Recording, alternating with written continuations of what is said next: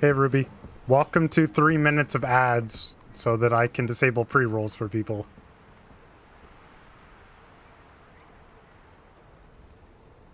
Which is literally just me sitting here because you have turbo. Yes, but that's what's going on right now. Three minutes of ads gets me a half hour of no pre-rolls, so that's kind of nice, actually. But basically, I'm supposed to start at 8, which is like 20 minutes from now, but yeah, their stream's still going, so.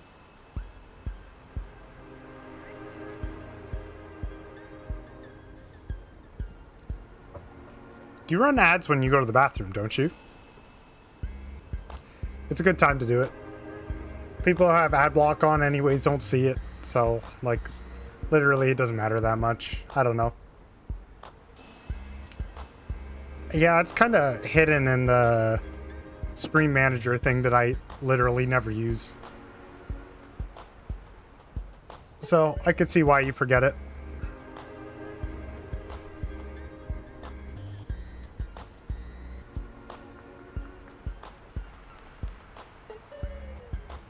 I'm trying to see if I'm forgetting anything right now. Because it's probably going to be a good 10 minutes before the rest of the party is here. And then I'm still going to be waiting till the correct starting time to really be doing stuff.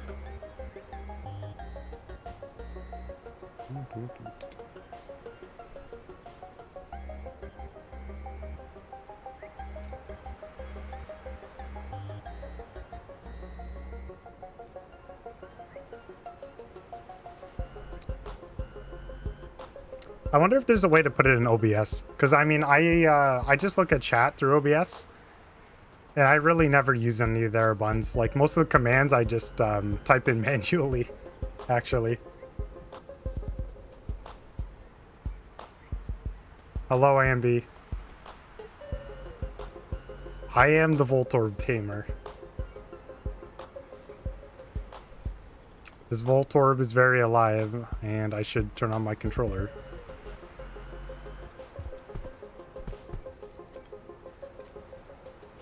It's just very confused.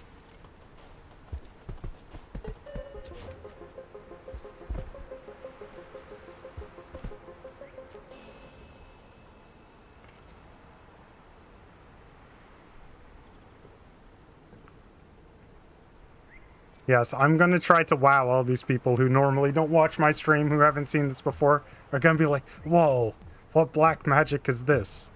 There's a King Vulture there.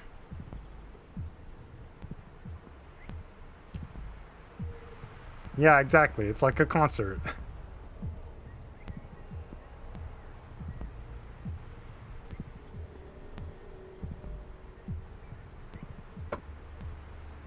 I think I have enough time to set it up again if I screwed up, but the way this works is with being too close to the vulture. So you see how it has its neck? If I do this, it's going to start trying to attack me again.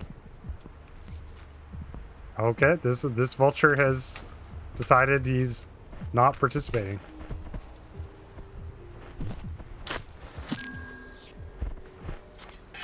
I have a stick to escape if I need to, but basically I'm just too close to its head.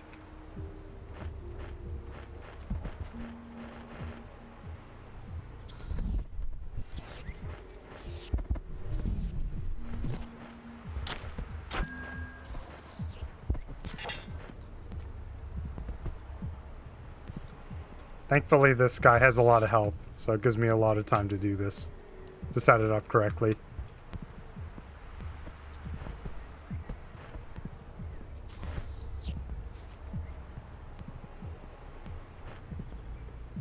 I also enjoy this version. Yeah, but basically every creature in the game, if you're too close to where it thinks it can bite you from, it kind of freaks out and can't figure out what to do. For most of the creatures in the game, it's not relevant, but for vultures, it kind of affects them more because of their necks. You can stand inside most, like, lizard heads without them being able to bite you, which is also pretty weird, but normally only applicable to green lizards because they're big enough that you can actually kind of get inside their head.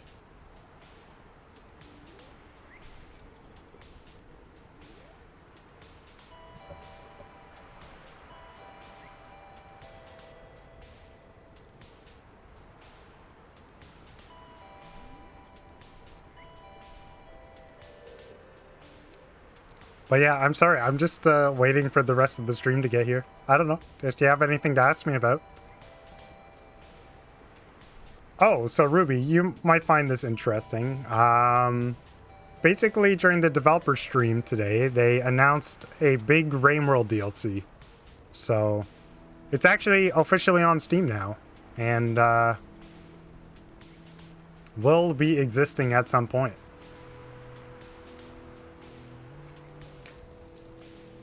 This DLC is like a unicorn or some kind of urban legend in the community because it's literally being developed since the game was released like 5 years ago. It's adding 5 new characters. So the original game has 3 that are kind of all the same, and then it's 5 completely different characters with completely different campaigns. It is quite a monster. And it's going to be on console,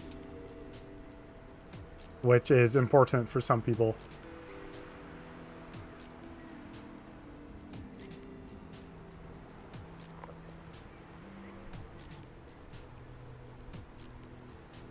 The community is pretty hyped for it. Like, there are a lot of people kind of, I wouldn't say have put down the game for a few years, but I mean, that's what happens, is life.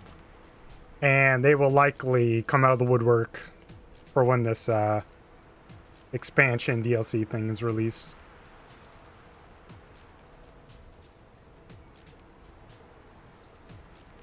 I'm gonna get raided imminently, but I'm literally gonna go run to the bathroom right now because I have to be here for a while. So, bathroom time.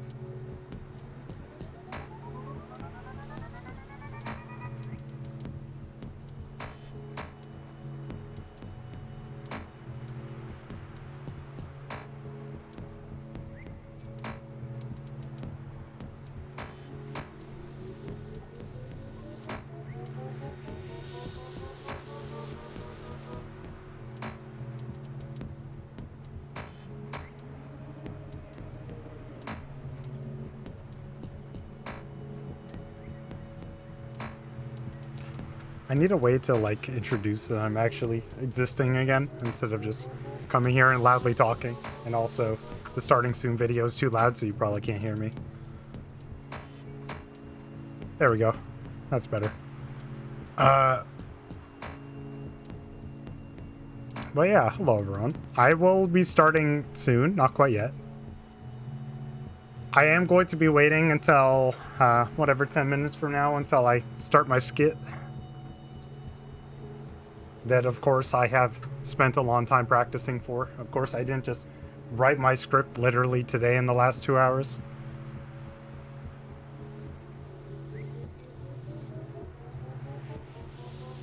But yeah, hopefully everything goes well and, you know, show off Rain World speedrunning to the people.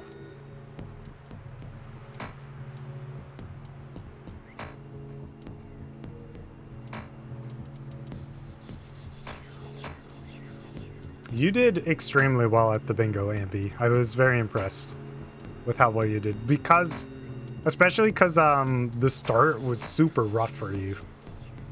But you recovered really well. Like, I was shocked with how well you recovered actually from your start.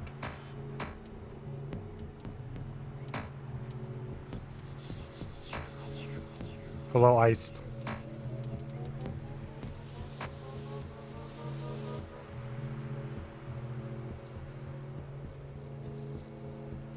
Okay, it's time to stop talking and you can just look at the starting soon screen for like 5 minutes.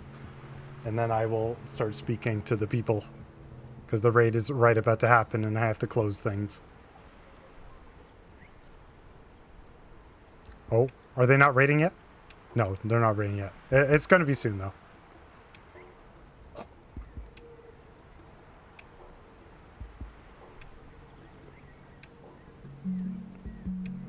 Yes, the bingo went super well. I was so happy with it yesterday, and I've had several people tell me that the bingo was great as well. Hello, White Paws. Yeah, world record this run, except I'm not even doing a run. Actually, wait, I am doing a run at some point.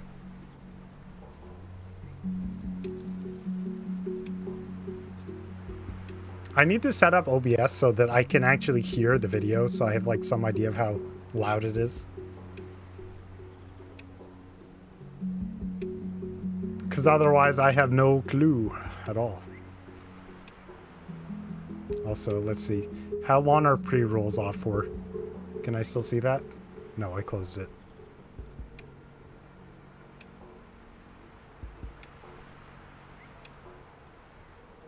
Oh. Rob's having technical difficulties.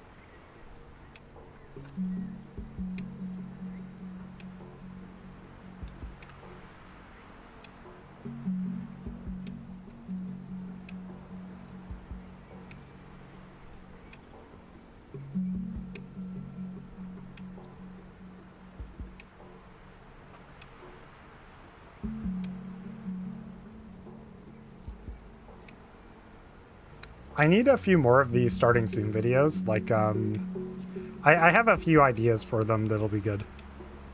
Like, I think when I was doing hunter objectives the other day, I managed to get the infinite spin in 5 pebbles, like in those kind of quarter gravity rooms that are outside. And that would be a great little thing to have to start. I'm sure I can come up with a few things. Also, I don't know if anyone watched the modding stream today, but the scrolling camera mod is so much better than it used to be. Like, it was literally amazing how good the scrolling camera mod is looking now. It is beautiful. Like, the modders really went crazy with that stuff. The scrolling camera mod used to be so bad. It is just beautiful what it's looking like now.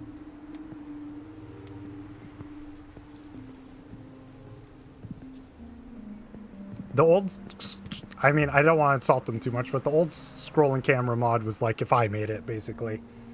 And now the new one, I'm sure it's the same person who's making it, but it's just so smooth now.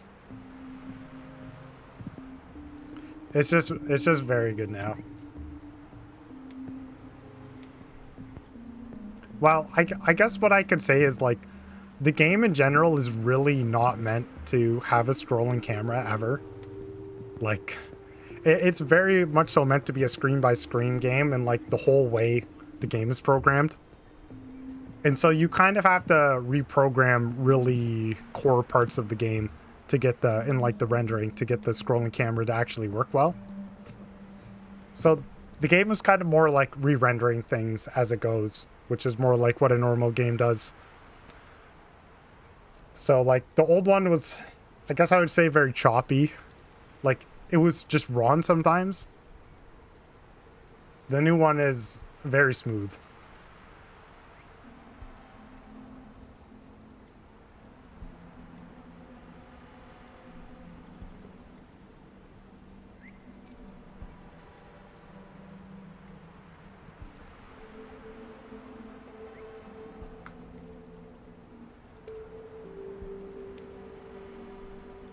Yeah, I haven't been following the progress of it for a while, but I'm really excited to try it, actually.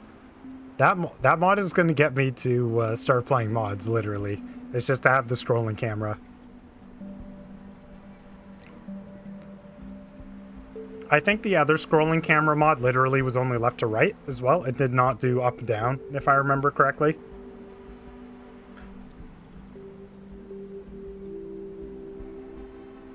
Like, it had a lot more problems.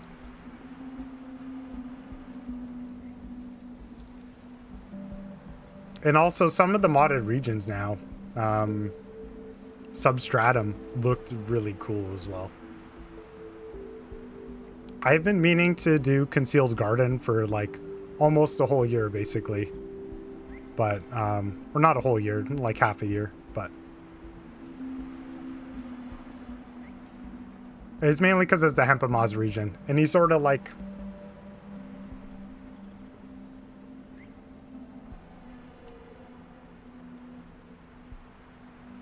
The mods are very cool, some of them. I mean, I barely have used the mods really myself. I mainly stick to vanilla game. I kind of like the vibe of the vanilla game, and I find a lot of the custom regions don't capture the vibe of the vanilla game that well. But like, from what I've seen of the Mast, it seems really good. Like, Aether Ridge is the custom region I've played the most. It's a huge, ambitious region. And it's super difficult. Which, it's kind of like, I don't know. It's kind of like if you think of the base game as being Dark Souls 1, and then Aether Ridge is Dark Souls 2. Is kind of what I think about it. Like, it's kind of hard for the sake of being hard. There's a lot of cool stuff with it, but it's kind of missing the point of the original game. With some of the rooms, I think.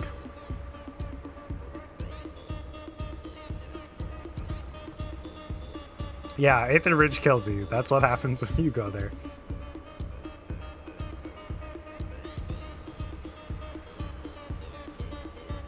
Yeah, just think about it. The shelter is your bonfire. Also, hello, Priori. I was trying to figure out how I want to pronounce your name for like a little bit there, but when is Slugcat getting a shield? That's what I want to know. And how about iframes during the roll? That would be sweet. Could use some iframes.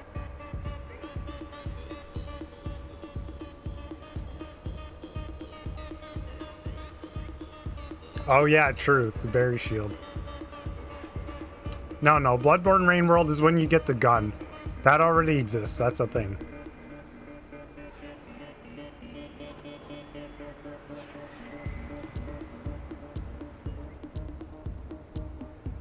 Hello, St. Cheemsburger.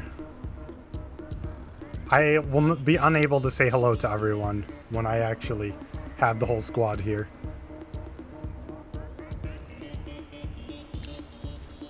Don't worry about it.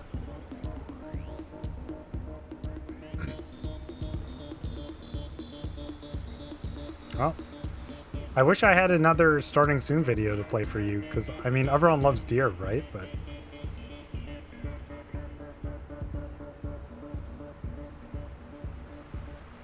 can just hang out here for a while.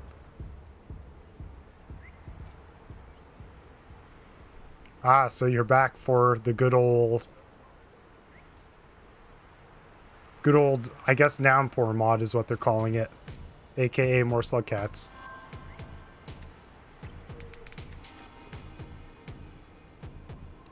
Don't mind this king vulture, he's just vibing.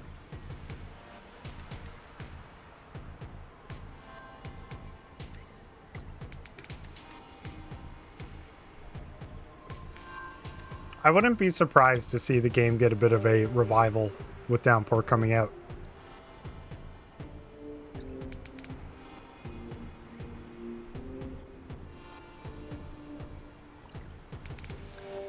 From what they showed in their sort of brief 20-second clip, there was a lot of stuff going on. I'm not too sure about it from a speedrunning perspective right now, but we'll see how it goes. I guess the Artificer sounds fun, because you can create explosions and launch yourself around. That sounds like a thing, but...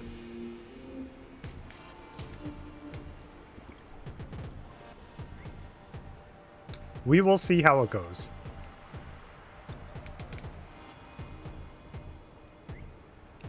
I mean, the game's been so stable for quite a while that it's kind of weird to have things change. It is what it is. I plan to stick with whatever the game does. But there's also some other things I want to do, so it kind of gives me an opportunity to try some other things.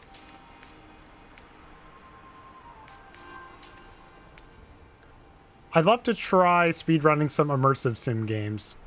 I think would be cool to try.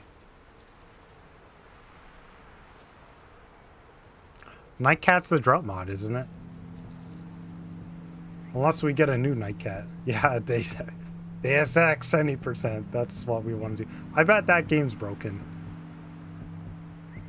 Crab Nicholson, have you ever seen the speedrun of, or just anyone here, have you seen the speedrun of Morrowind? The speedrun of Morrowind is so funny to me. There's like literally all the setup, and then you just teleport miles away and fall from the sky and are moving extremely quickly. It's beautiful.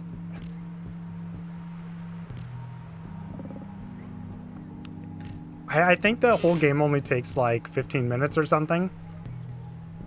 But it's like 8 minutes of setup for this one trick, and then it's just like some insane slideshow that you can barely see what's happening, and then the game's over. It's great.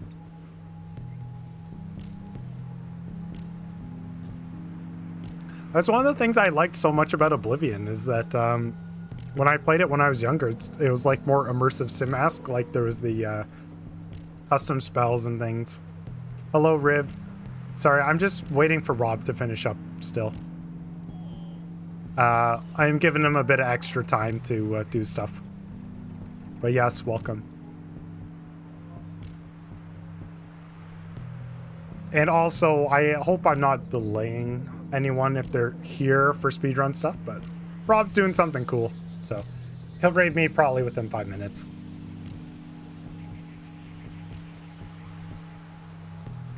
But what I was saying is, I wish Skyrim had the custom spells like how Oblivion did. The custom spells were my favorite thing when I was younger playing that game. I could make my water walking horse and just ride around on the lake. It was great.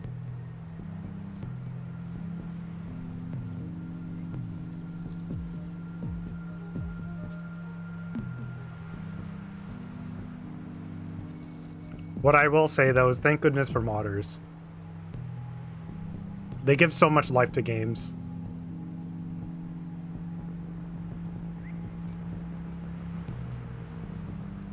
Including Rain World. I feel like if you manage to somehow create a vibrant modding community, or like any kind of modding community, then you probably did really well with your game. Like, you managed to get some people that really like your game if you manage to get modders working on it.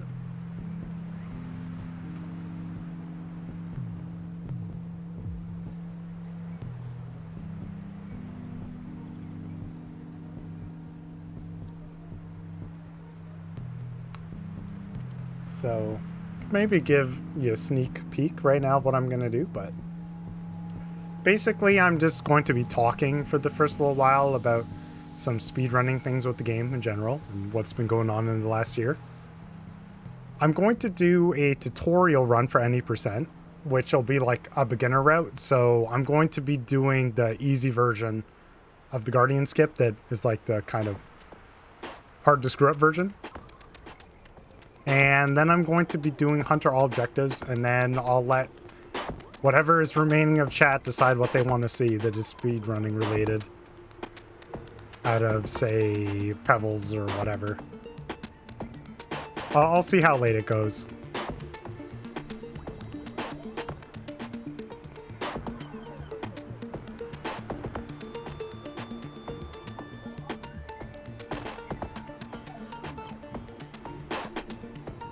Excuse me.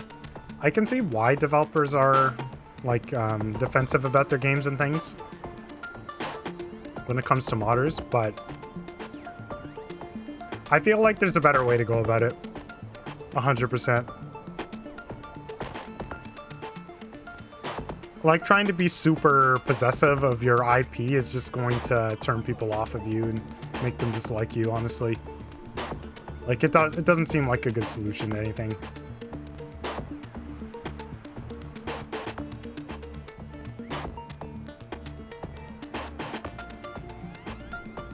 Like, you can look at Sonic Mania, right?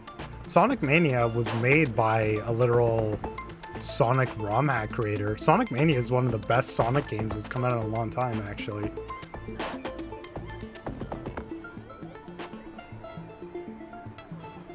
For all the things Sega does wrong, that was something that they did good with.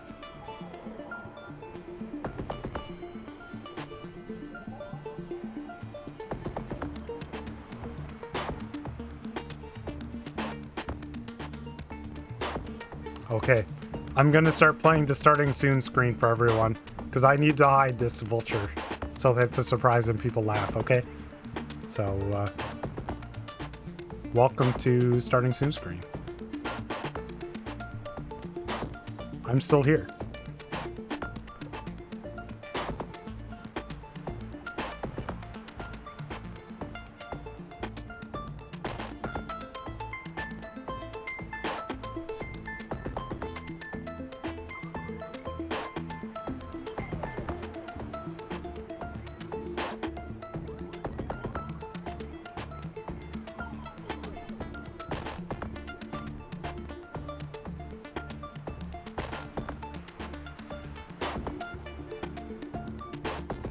I've been liking the music that Rob has going on the stream lately. More people who stream need to figure that stuff out. Well, I mean, technically it's not like bulletproof, but it's nice to be able to play some actual music on your stream. Also, I need to turn this off. Ugh. Hello, Rec.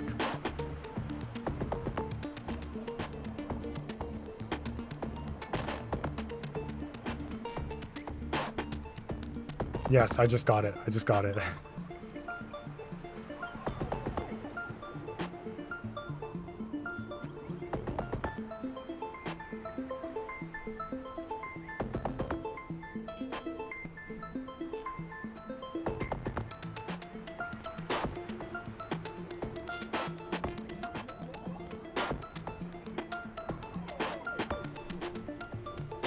We'll see how it goes. I feel like with any of the Downpour stuff, I am firmly on team... Okay, see you, Rec. I am firmly on team wait and see.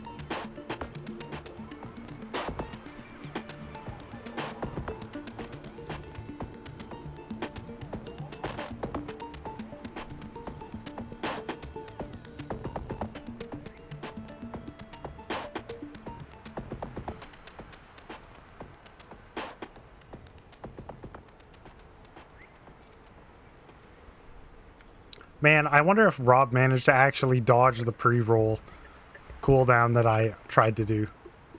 I feel like he did. He went that much overtime that he dodged the pre-roll cooldown. Dang, dude. Oh, well. Time to run an ad. Get the money. Just like Rec yesterday.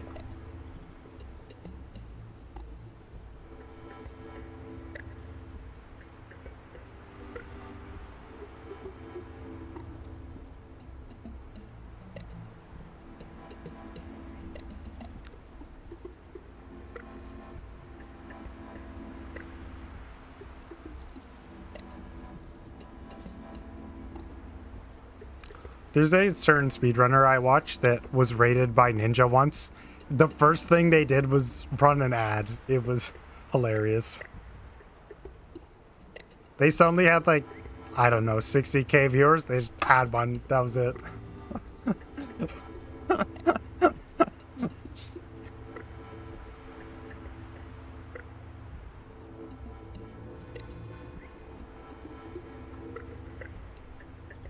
Okay, I can turn that off now. I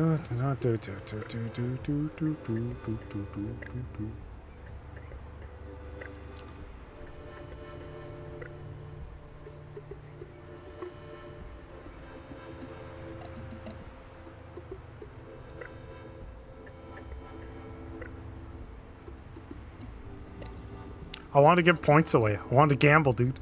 Gotta gamble, gamble, gamble.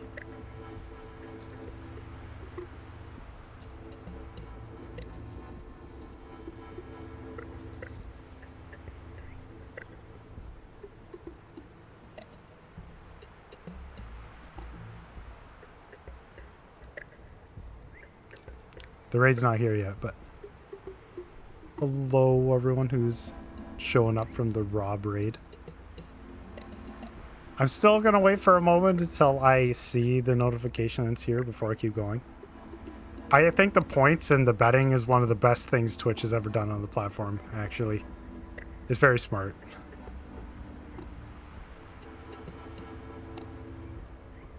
Hello everyone, welcome, welcome.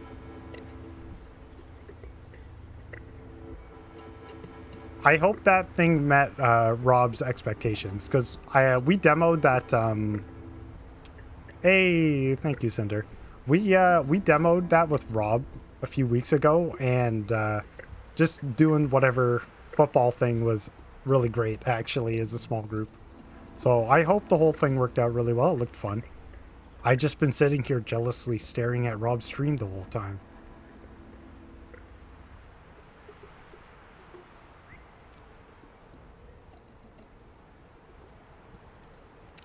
All right.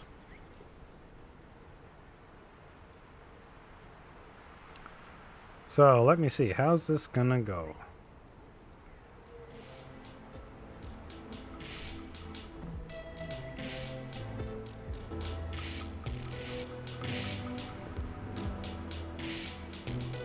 Probably wait for a few moments, but I'll keep on going soon. And yes, this is my pet vulture. I hope you like him. His name is Fred. This is my pet vulture.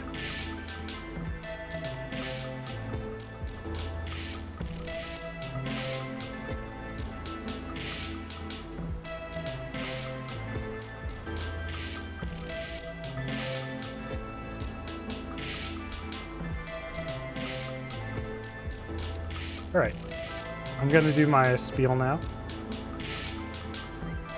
So, hello, happy Rain World anniversary, everyone. Welcome, welcome from Rob Raid, and otherwise, if Ribs tweet, whatever, doesn't matter. Maybe you're just following me.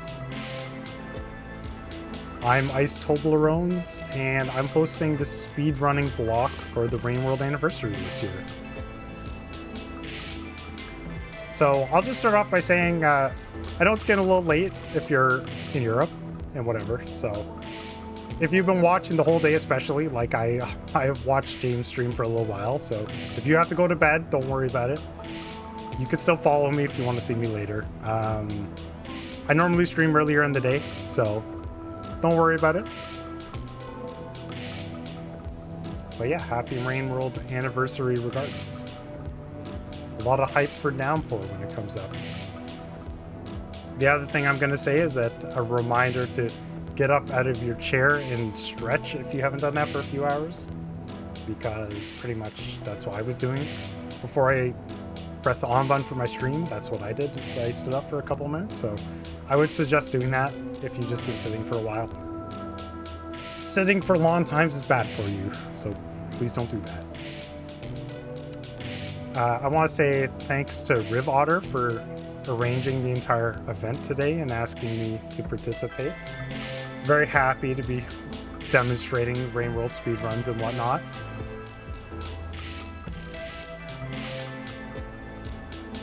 So I have a few things planned, but the first thing is going to be a bit of a discussion about what's been going on with RainWorld speedrunning in the last year since the previous anniversary.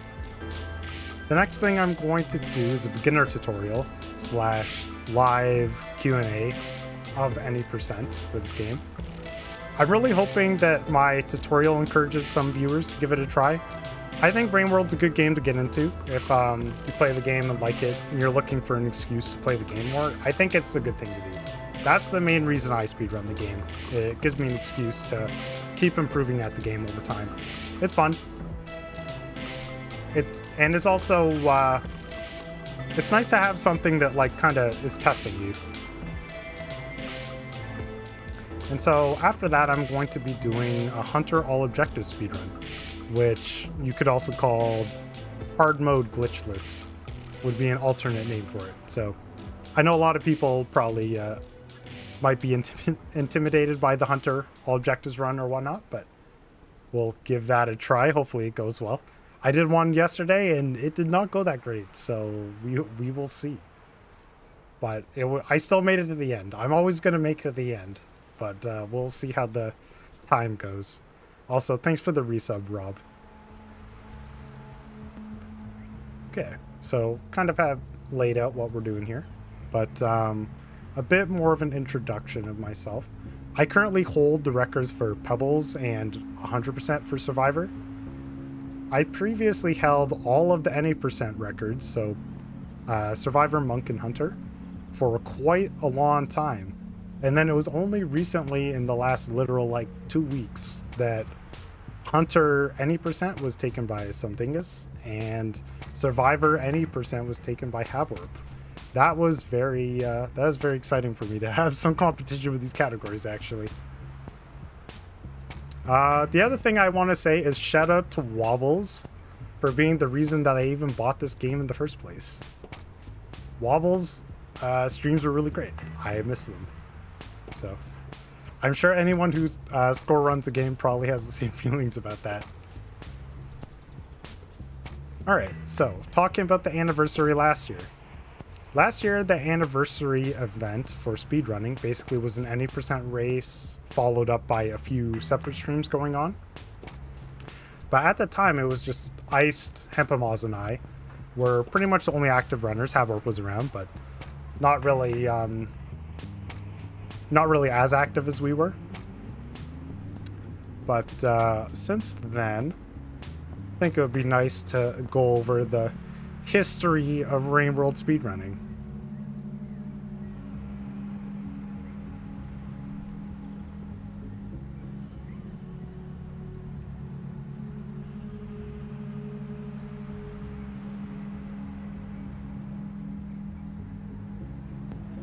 I'm just joking.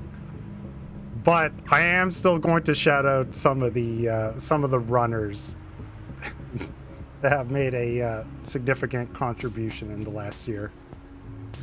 The first person I want to mention is Raccoon, who basically completely changed the way Pebbles is run. So Pebbles before Raccoon was like, you could literally look at a divide there of with Squid Cicada and then without Squid Cicada. So another important thing that happened around a year ago was that Discord decided to split the meta and tech and movement into separate categories.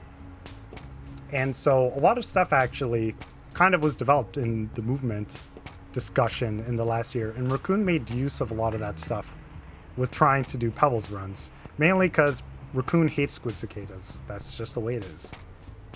And the other thing to mention about it is that Pebbles has improved by literally 3 minutes since last year, which is kind of crazy for a short category like that.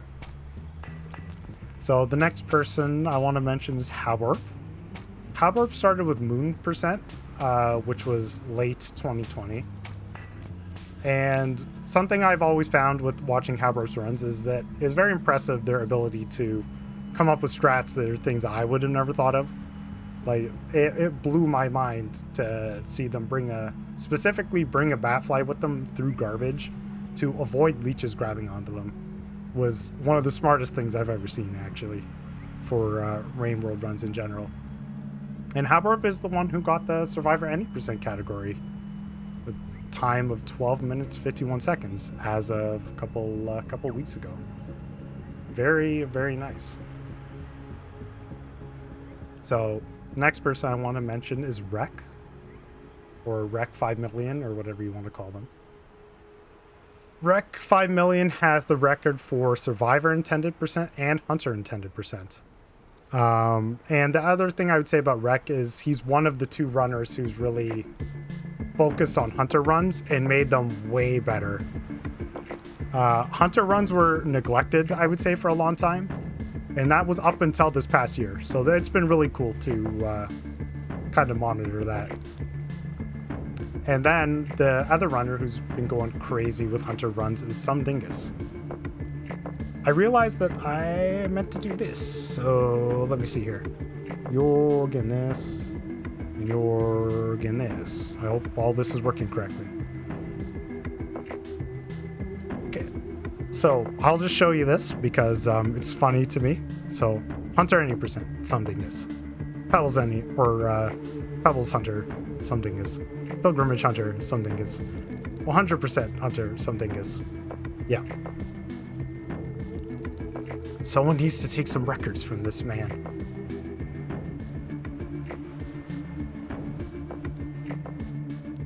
But being a little more serious, it's very nice to have them joining as community members for this stuff.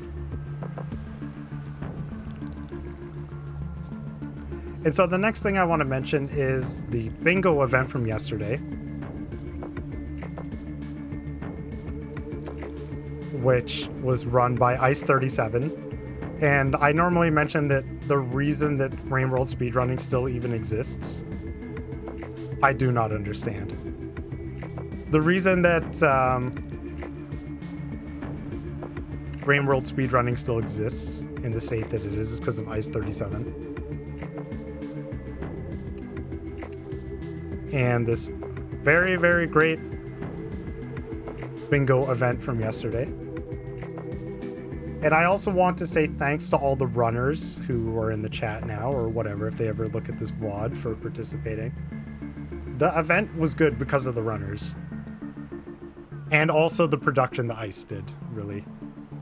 And the runners did such a good job of making the event look fun that we've had a lot of feedback. Basically, they're like, "Oh, when's the next bingo? I want to join this."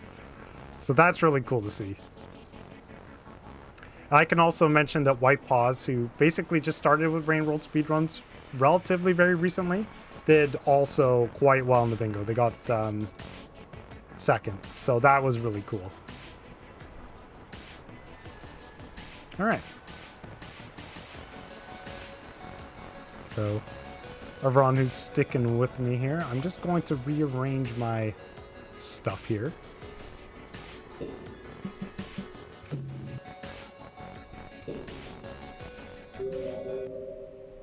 But basically at this point, this is the wrong save file. That's the backup save. Going to be showing off a tutorial of the Any Percent speedrun. So right before I start, I'm just going to say that Rain World, in my opinion, is a very easy game to get into speedrun-wise. Like, there aren't crazy frame-perfect tricks or anything ridiculous that you're stuck trying to do. It's basically just following the route. Some routes do have some movement tricks, but a lot of the stuff is kind of optional and only saves a few seconds, really. So it's something that you can just keep adding on to as you go, and you can really take it at your own pace. And I think that's pretty great for a speedrun. Like, it's not throwing you into some route where you need to do crazy stuff and warp to the moon or something. That, like, only someone who's been running Majora's Mask for several years is going to have any clue of what's going on there. Rain World is kind of like if you've played the game at all, or you just have played any kind of 2D platformer game, you can sort of figure out what's going on in the game. And your improvement in the game is going to come from movement stuff mostly, and then just figuring out what to do with creatures. Okay, I need to switch my notes so I can remember what I am talking about. Also, I only did one practice run of this, so we'll see how that goes. And I want to do one other thing, just quickly.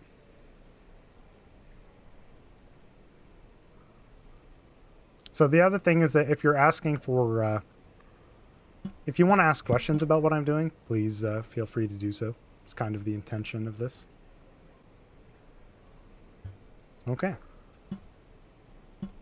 So, very first thing starting off with speedrunning this game, you want to hold the S key when you're starting. This skips the cutscene. There's a way to do it on console, but I do not remember what it is, sorry. You'll have to ask in the Discord, which also, if you ever have questions about speedrunning this game, there's the Meta and Tech channel. We respond pretty quickly, actually, when people ask.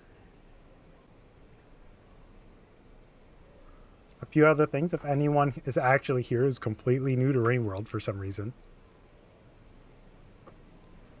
Rain World is not a Metroidvania game. A lot of people kind of get that impression because we have silent white protagonist, aka Hollow Knight. But Rain World's not a Metroidvania game. It's a survival platformer game. So the main gameplay loop revolves around getting food and getting to safe places before a timer elapses where rain destroys everything, hence the name Rain World. The other thing to mention about the game, very simple, there are not a lot of moves. It's basically directionals, jump, throw, and grab. That's pretty much it. And the movement in the game is physics-based, and the creature AI is its whole other discussion of how complicated it is. The creatures in Rain World are something unlike any other game I've ever played in my life. So starting off here, you basically want to fall and start with a roll. There are a few main movement strats you're going to want to do in the game, other than just walking and jumping. One is a roll and a slide. So a slide you basically get by pressing down and jump at the same time while you're holding a directional. And then if you press jump another time, basically right at the end of your slide, you'll go with a leap. And then if you keep holding down to the side, you'll get a roll. And if you time the jump at the end of the roll correctly, you end up with another leap, which you can roll again afterwards. The important thing to know about these moves is that the slide's pretty quick, like it's decent. The leap is fast, and the roll is kind of okay, but mainly slow. The whole point of the roll is positioning your next leap better. And so that's the main way you're going to be speeding up going through the rooms. This is a funny room where normally the game wants you to go to the tutorial, get food. But instead, what you do is you just go straight to here, and you're forced to do a charge pounce, which is maybe only used at 2 spots in the run. But all you have to do for that is be crouching, and hold jump. And then you'll just ride across here.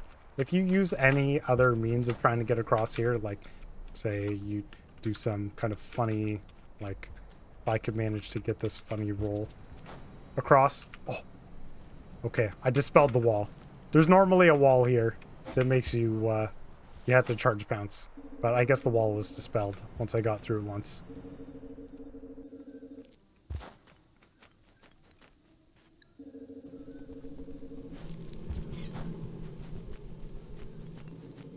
A lot of these movement things, such as what I'm showing off in this room with the fast pole climbing, is stuff you can add later. It doesn't matter at first. You can literally just crawl up like this. It's completely fine. Which brings me to the next important thing to mention, is that keyboard is much easier for the fast pole climbing. It's not important for any percent, because it's not in the run as much. Ooh, I want to do this correctly because it's cool, but I don't think it's happening today. There we go. There are a lot of kind of cool movement things you can do in the various rooms, speedrunning wise. Like, if you do this thing correctly first time, you're saving like a second. So if you think about it from like the overall run point of view, it's not that important to do it. But it's something that you'll want to be going for eventually with runs. So as I mentioned before, Rain World is a survival game, so you need to consume food, which for Survivor basically is bat flies, which are these things kind of going around, and then these fruits. So for this run, it's very important to have 5 foods, which you can bring foods into the shelter with you. but you really want to have 5 foods.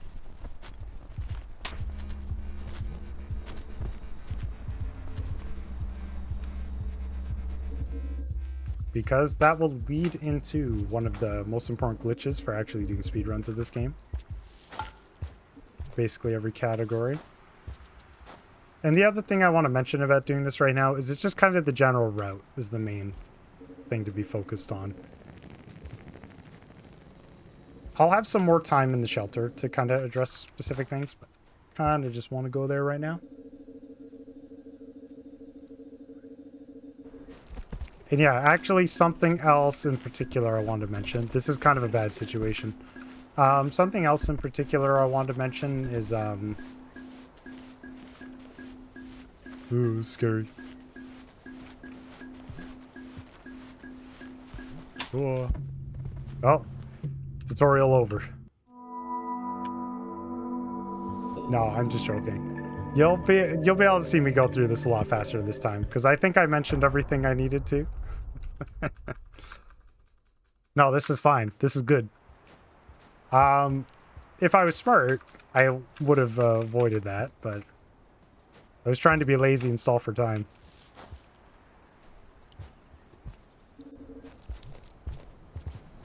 But I wanted to talk about the pole mimic a little bit and how it works. But that's all right.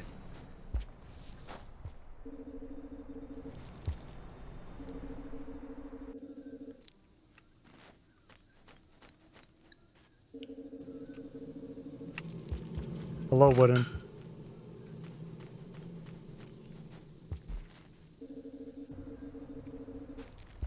So the thing that I failed to do there was basically dodging the lizard, which something in this game overall that's just kind of overpowered is going into pipes that other creatures are trying to go through at the same time. Because you actually have immunity to getting grabbed when you first come out of a pipe. Now that doesn't protect you from everything. It's not like true immunity to damage. Let me through. There we go.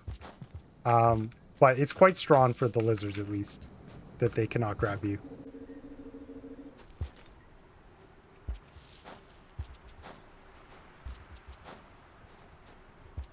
Yeah, that's correct. We don't go to the scripted first room. If you skip through without getting enough food that the game wants you to, it doesn't activate the intro sequence.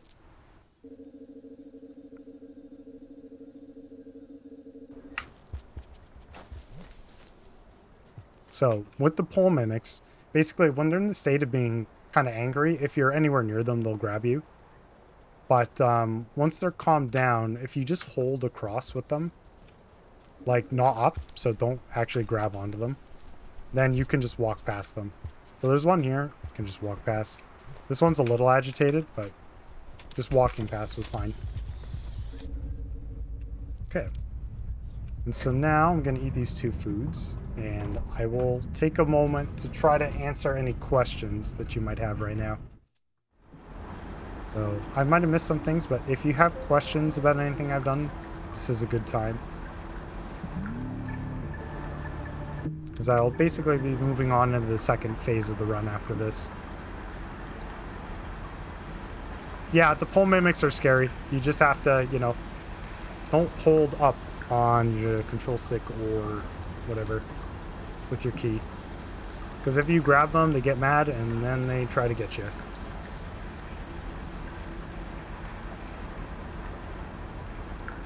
And then, yeah, the other thing that I probably should have demonstrated a little bit more, but that I mentioned, is that basically pipe juking, so going in between pipes when a lizard is there, is a very strong strategy.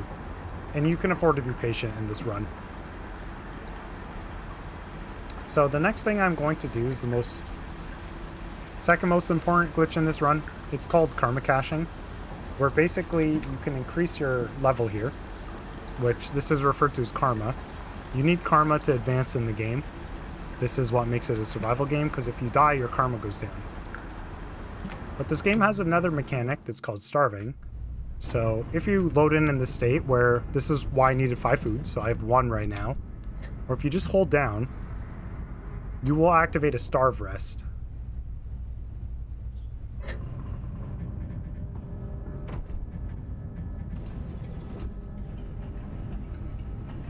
And so the important thing about starve rests is that, first of all, the game tells you that it does not save your game. But that's a lie. It actually does save some things. So if what you do at this point is, if you continue and then quickly exit within 30 seconds, the game will record that you increase your karma, but will not record that you died, because there is a 30-second grace period for quitouts. And so this is the most fundamental kind of glitch that literally breaks the entire game, honestly. So if you're doing a casual playthrough, please do not do this glitch. Just try to learn the game, actually. The game always gives you what you need to get through areas. It's just quite tough. Alright. And so now I have enough karma to go to the end of the game. And so the next fun place we're going to is the drainage system, which is the bane of any new player who ever goes there. I'm just gonna... Oh, didn't get a thing from my slide. I'm just quickly going the way I'm supposed to, because it doesn't really matter.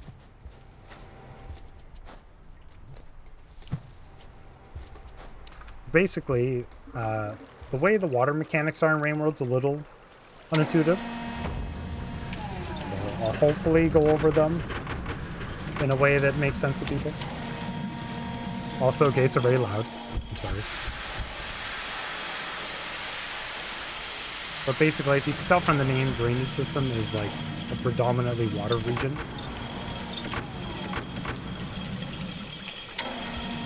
And so, since Slugcat is a cat, does not mix with water. This is the way the game is.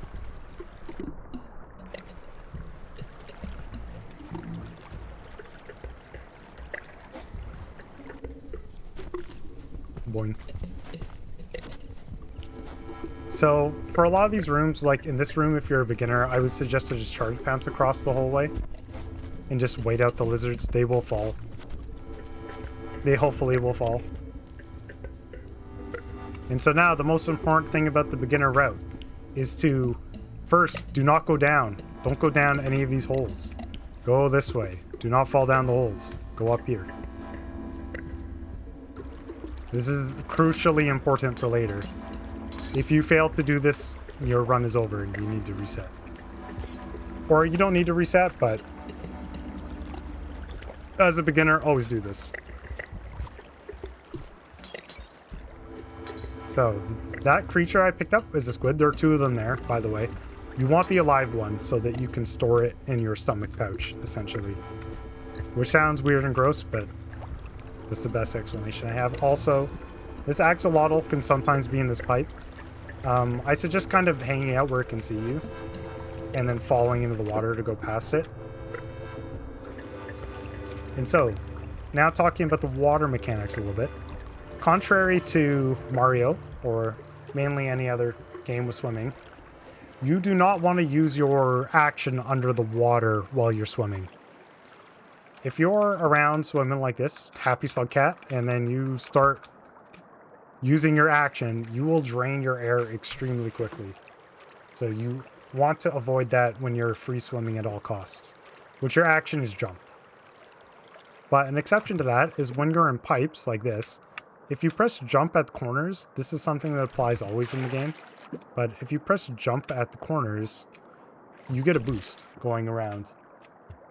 And so in the water, this does not consume extra air. And it's actually quite important for making it through some of the rooms. But I'll just go through a couple of these rooms quickly. So like these ones you can go across and then you can press jump to fall down there quickly.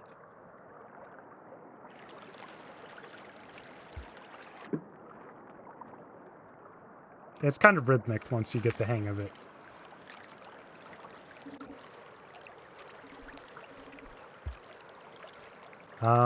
This area is kind of scary. There's not a lot to say about it other than just point the direction well.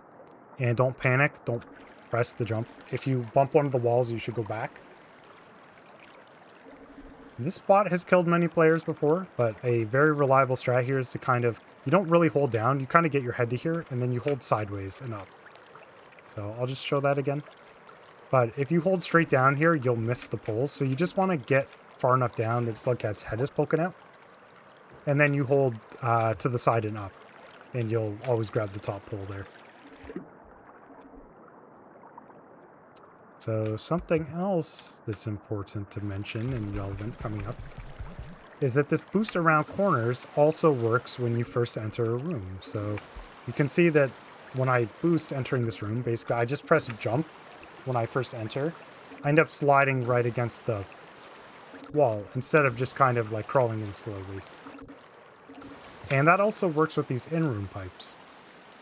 So something that I would actually encourage people to go for at first, but they have a backup for, is that you fall from here, you need to tap to the side, and you can make this swim in one go, actually.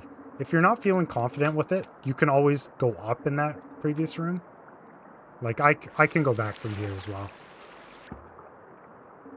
I never do this, actually, so this is a little different for me. But in this room, you can also just head on up to the top. And then I would suggest to basically be at the top here and just fall off and go straight down. You'll have enough speed that you can get across here without boosting. As long as you kind of point the direction correctly and don't get stuck, you'll have enough air.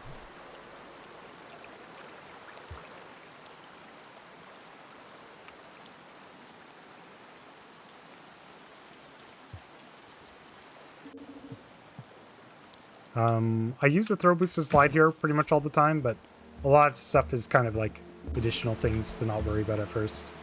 Also, wall jumping is a thing, but you don't have to do it for this narrow part, but you do have to do it for this wider part. And so something I find a lot of players struggle with at first is wall jumping in this game, because it's a lot different from other games. Basically, you get your best wall jump if you press jump while you're still holding towards the wall. So it's kind of like your timing has to be a little different.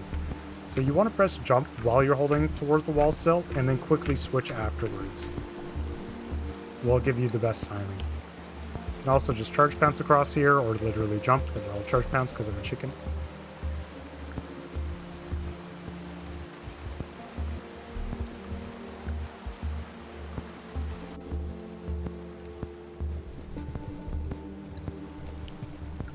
And another thing to mention is we are getting towards the dark part of the game. And also this part you can die on easily, but if you just hold to the wall, especially on the transition here, you'll be fine. You just hold like that. There's not a lot to mention about this, except there's a spot that you can fall in the water here. If you fall in the water, don't panic. Just wall jump like that. Just like kind of hop out of the water and wall jump, and you'll be fine. So I still have the hazer in my belly from earlier. But I'm going to be taking, and this is very, very important, is to take your safety rest on the other side of the gate here. So not this close shelter I'm just going by. Take the other shelter as your safety rest.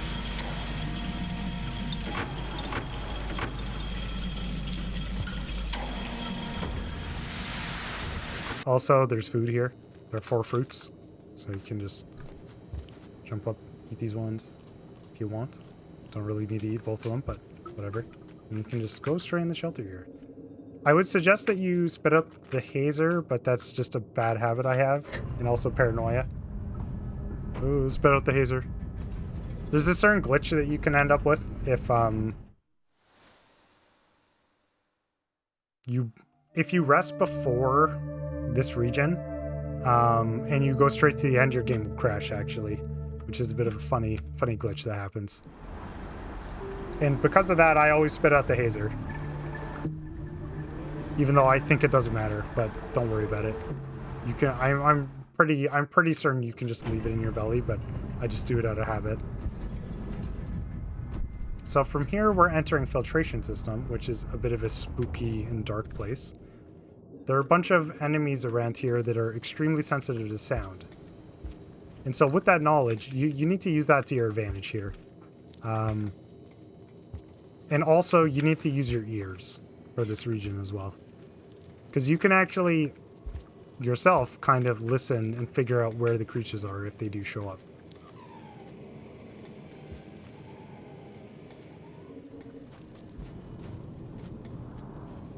So I'm just kind of going along, but so another hint here is that if you hold the map button, it'll show you where you can go in a much more clear way as long as you kind of figure it out. I think I missed where I was trying to crawl into.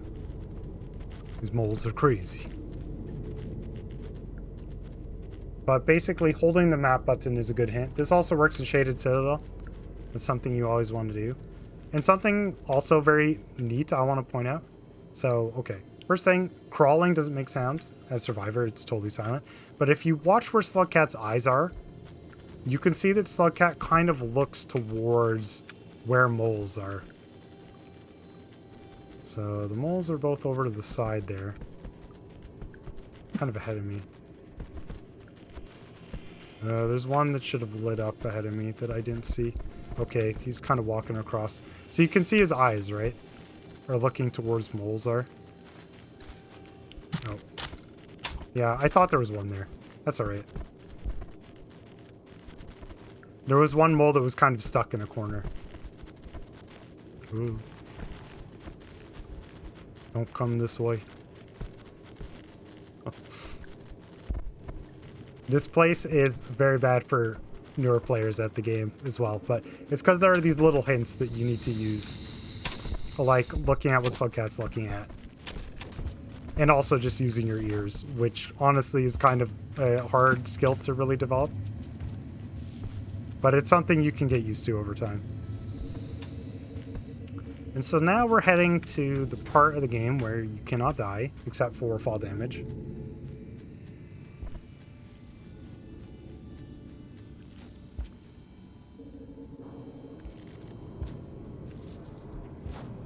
And so this is also, I will mention, if you have never played this game, I am entering super spoiler land. And so I'm not sure what the best strategy for that is, but if you, and I really hate to spoil the end of this game for anyone. So if you want to turn off the stream and kind of take the thing from there, if the game looks interesting enough to you, I would really suggest to try to play it as blind as possible, or go to the Discord if you need help. But I am going to the end of the game. I'm going to the cool part. So I just don't want to spoil that for anyone that hasn't seen it. But here we go. So you go through this long fall, and just if you keep pulling the side, you'll be fine. There's not a lot to say about these areas, except in the speedrun they're highly optimized, so I'm just going to kind of whiz through them as much as I can.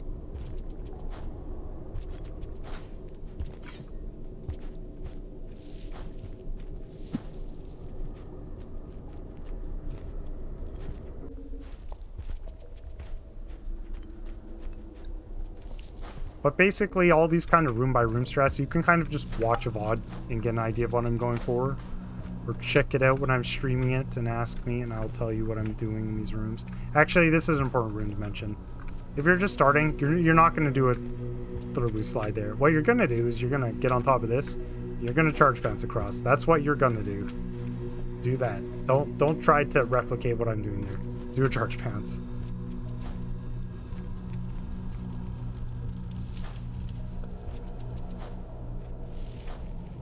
So I'm glad that I kind of messed up there, because it made me remember to mention that. Well, a lot of the rest of these rooms are just sort of knowing where things are. Also, if I could climb up there, that would be great.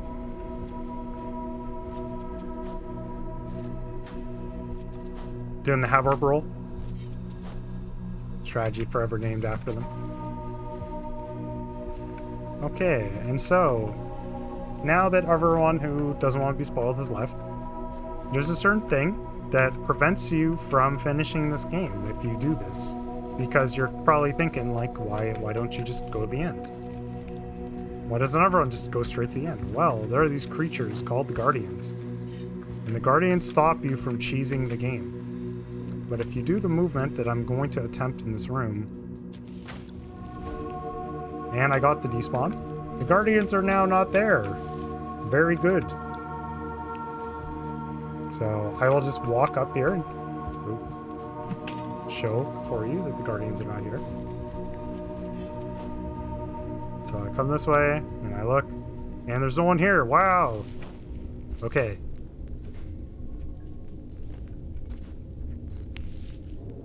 I'm going to go back and respawn the Guardians, and then show you the beginner trick for this. But that's called the fast Guardian despawn. Where basically the way that works is that you interrupt the Guardians loading in the room. So you get to a spot in the room where it tries to load the next room, and then quickly leaving means that like the load gets interrupted partway through. And so the Guardians end up not being placed there when the room attempts to load the next time. And once you actually enter the room, it's kind of like it has happened, and so it's locked in. And so when you're learning this game at first, the cool thing is that you can try the Guardian despawn. If you get it, you just go through the room quickly. If you fail it, then you use the backup with the hazer, which I am also now going to show you. And also there was an old way of despawning them that used to be used that's less hard that you could also try if you want, which is kind of the slow despawn. I actually got it the other day, but I wouldn't suggest people to learn that actually. I would say just learn the fast despawn and go with it. So now getting up here, which a lot of people when they're playing this game the first time take quite a while to figure this out, but you just throw a stick in the wall and you climb up. And so now my friends, the Guardians, are here. Anytime I fail to skip, I'm very sad. It's this creature who tries to block you from the end of the game. So now I'm going to go over the hazer strat, which is kind of cool. I think Iced was the one who pioneered this. So basically, you just keep walking towards them, and now they're like, "Whoa, you can't beat the game yet. You just started playing like 20 minutes ago. What are you doing? You got to go play the rest of the game, son." And so you walk there once, and also don't hold towards them. Let them throw you away. You want to let them throw you away like this. Okay. And now we do this a third time. So the Guardians are getting pretty upset with me at this point. They're like, "Why do you keep coming back here?" Oh, last time. Okay, so they're throwing me away again. And this is the last grace attempt they will give me. After this, they will kill me. So what you want to do is you want to walk basically the middle of this pillar, I would say, like around here. Now you hold grab, you spit out the hazer. And you can see that the Guardians kind of flashed. They saw the hazer and they were upset. So back in my stomach, this other Guardian is mad. Okay, take out the hazer again. Wow, now they're really mad. Okay, eat the hazer again. Spit the hazer out again. The Guardians have now decided to execute the hazer. And so because they're executing the hazer, they have forgotten I exist. And now I can just walk on by. Also, please don't die here. You can just hold the wall. You won't die. But you actually can fall damage die here. It is a possibility.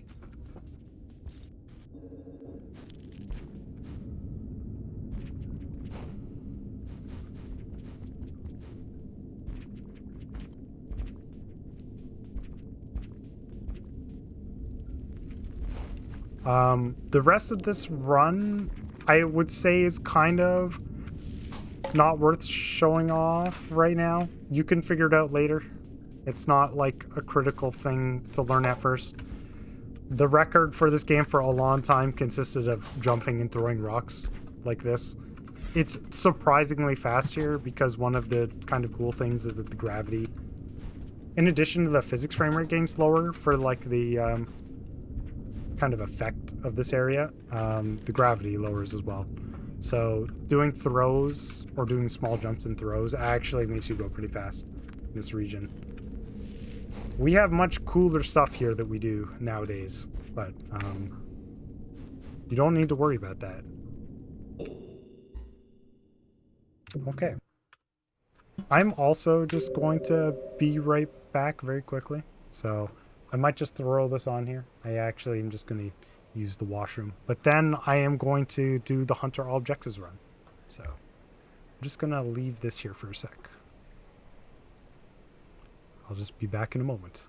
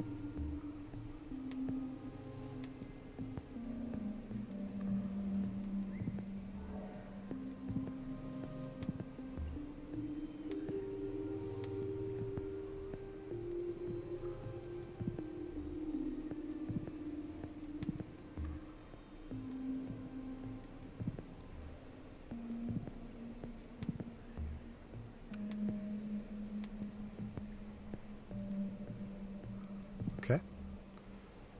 So if you have any questions right now, I'm just looking at the chat.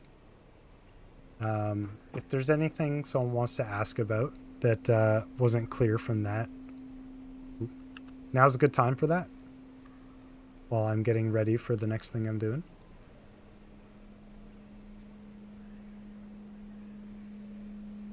Yes, in my best John Cleese impression, I will say, and now for something completely different, which is when we move on to Hunter All Objectives, which is instead of the very short, trying to not play the game as much as possible category, we are doing the glitchless hard mode category, which is mostly playing the game as much as possible.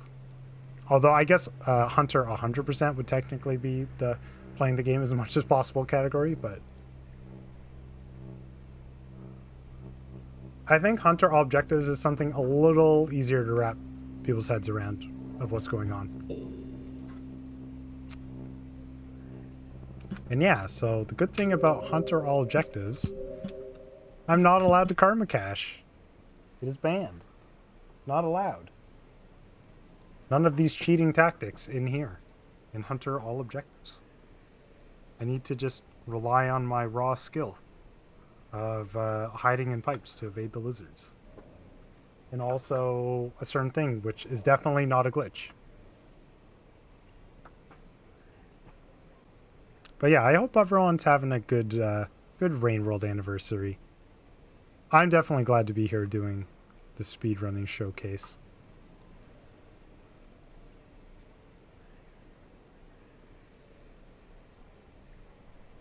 And yeah, that was something I mentioned earlier as well, that Rec and Some Dingus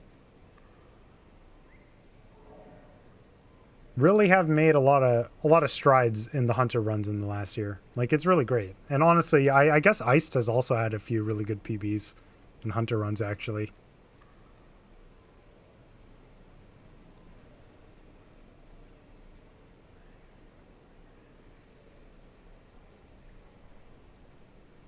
The modding showcase earlier from Hempamaz was very cool.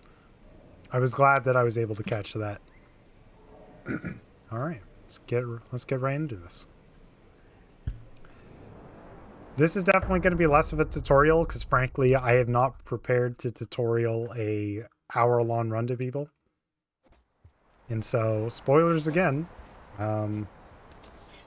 This is Hunter mode, which you don't have unlocked at first. It's fine.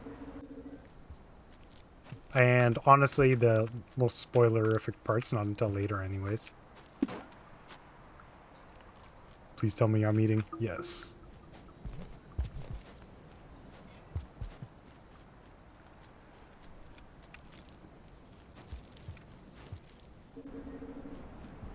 But basically, for Survivor mode, we basically had this idea of a intended percent category, sort of to force us to go through the memory crypts more than anything. And like the underhang and stuff, like areas that we normally never go through in the run.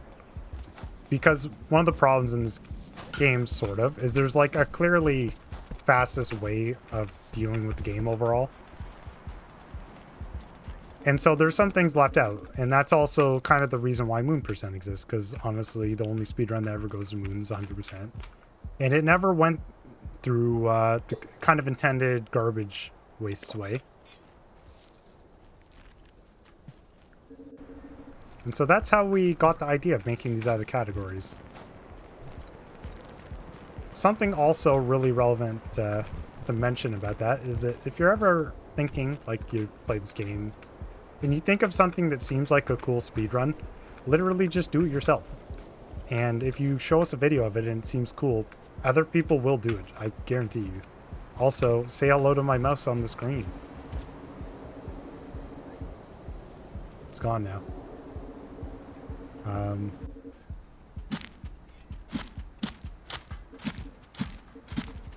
This is Hunter speedrunning.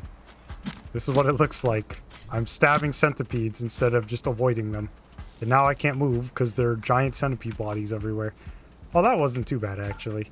I want my stick, though. There we go.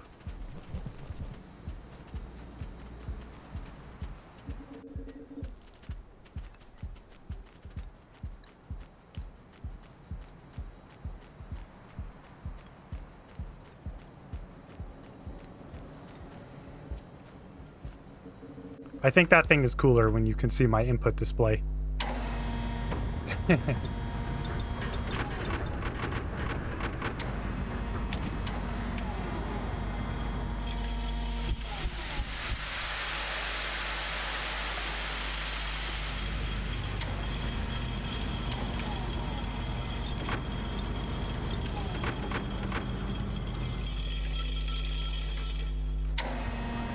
Also, I should say that I'm sorry if I'm missing anyone's comments specifically. I'm not doing it on purpose.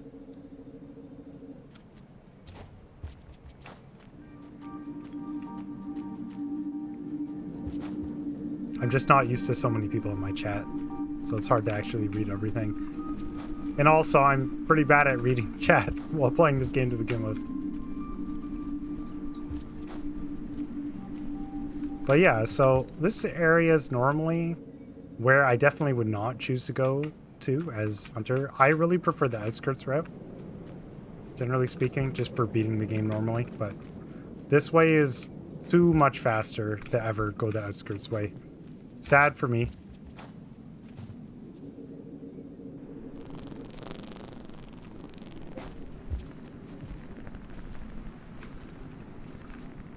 Absolutely, this will just include general Hunter tips, somewhat.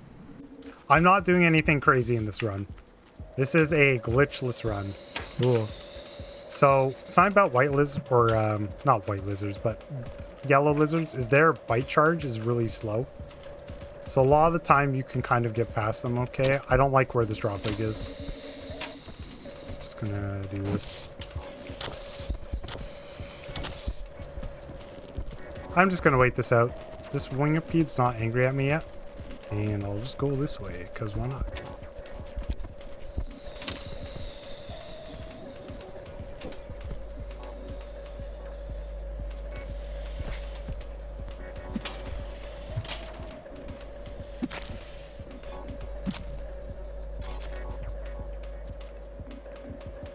Okay, so if you're talking about general Hunter tips, that's something I just did there that's not really obvious. So what I did is I did a crouch and then throw. Oh. Which, if you crouch and then throw, it basically behaves similarly to a slide stab, where it lets you hit a lizard in their mouth when it's open. It's something I do a lot just because it's kind of convenient. And it's hard to do. You need to practice it if you're going to be trying to do that regularly.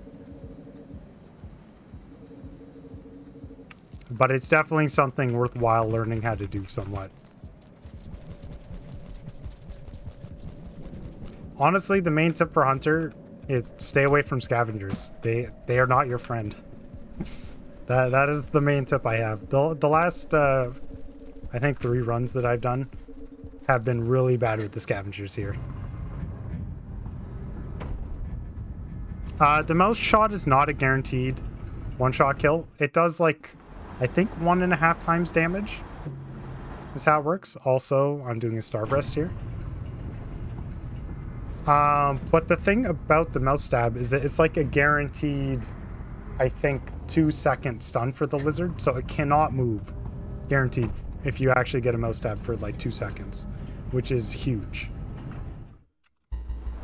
It really lets you have your way with them. Here's what I would say about it.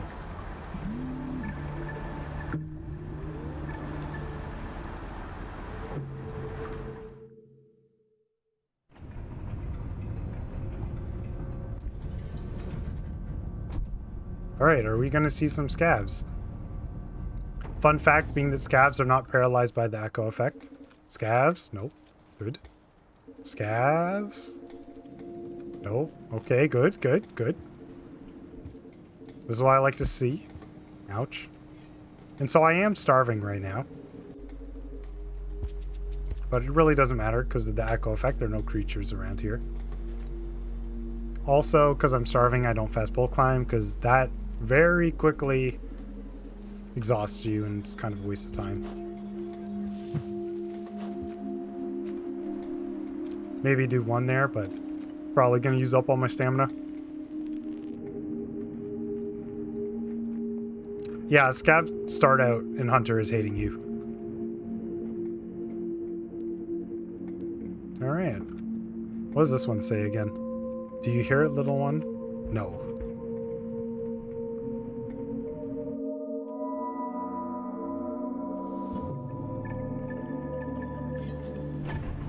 Okay. So now, do we get scavs or do we not get scavs? This is the real question that we have to answer right now. Scav, scav, scav, scav. No scav. Ooh.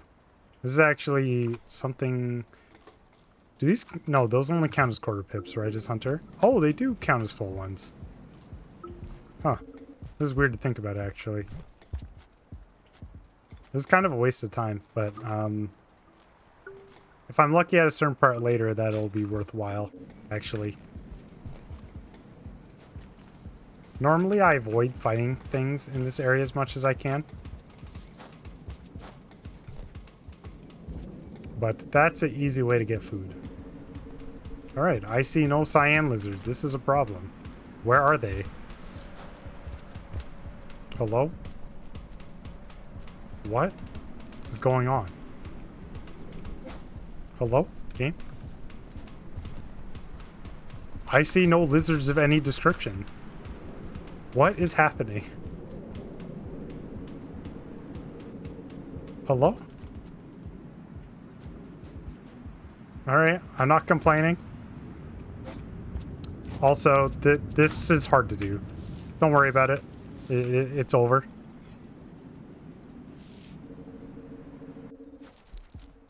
Did my game break? Hello? What is happening? Well, okay. This is going to be the easiest Hunter all objectives run you have ever seen in your life. Because there are no creatures. Oh, here's a lizard. Oh.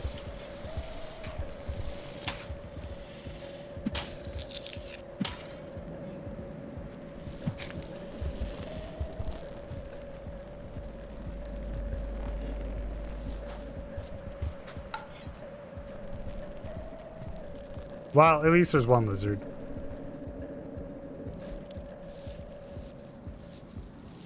Also, there's a certain strat here that's very cool that I have not learned how to do yet, so don't worry about it. You can actually do a slide pounce, and it just kind of perfectly or a extended slide, and then if you pounce at the end, it works out so nicely if you do it from the right spot, but I need to practice it more for actual attempts. Ooh. Also, I'm going to be doing movement things like that sometimes during this run, because why not? But,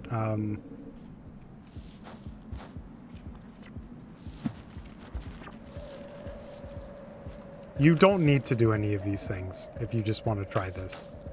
And honestly, if you think about it, they don't really help that much. It's like very minor time saves most of the time. Like it's not ever required. Good night, Ambi. All right, time for the totally not a glitch part of this run.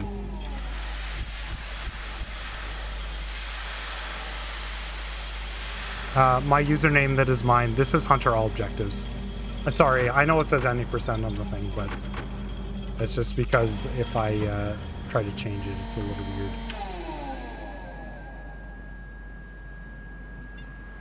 All right, King Vulture, fall from the sky, hear my cry.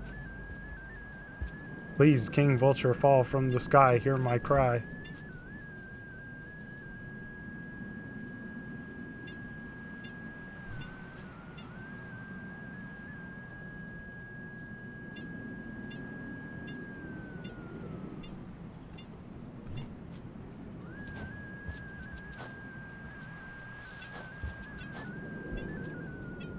There's one. Is the one over here also a King Vulture? Nope. Totally not a glitch, by the way.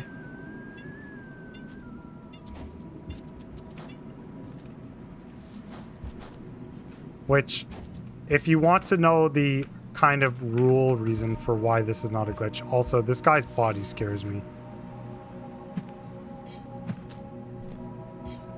Please stop freaking out like this. Okay, good. If you want to know the reason for why, because I make the rules, why this is not a glitch, is this happens by itself already without any input from you.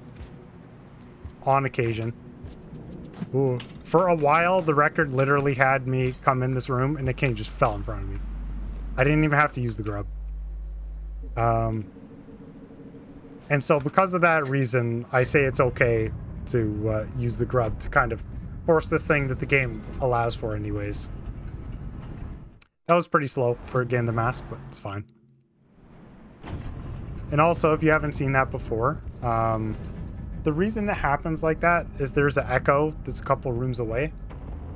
Echoes pacify creatures, and vultures count as being pacified. Normally, vulture grubs should also be pacified. But if you bring a vulture grub in your stomach, it kind of bypasses it.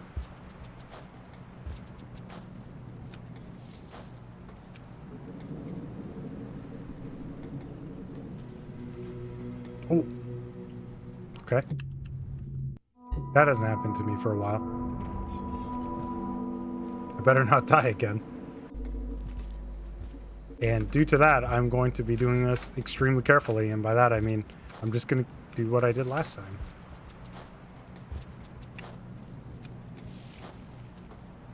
So what I was trying to do there, was stand up and pole hop there. But that's okay.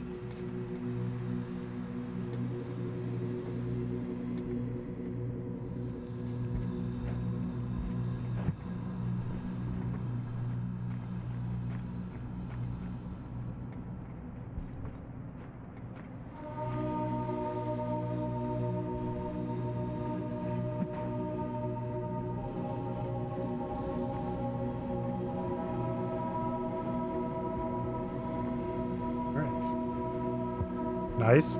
I normally don't get that transition so well. Also, I completely missed what the ghost says, so I can't remember what to say. The only ghost that I can always remember what to say... Okay, actually, that's not true. I can always remember the shaded one and the subterranean one.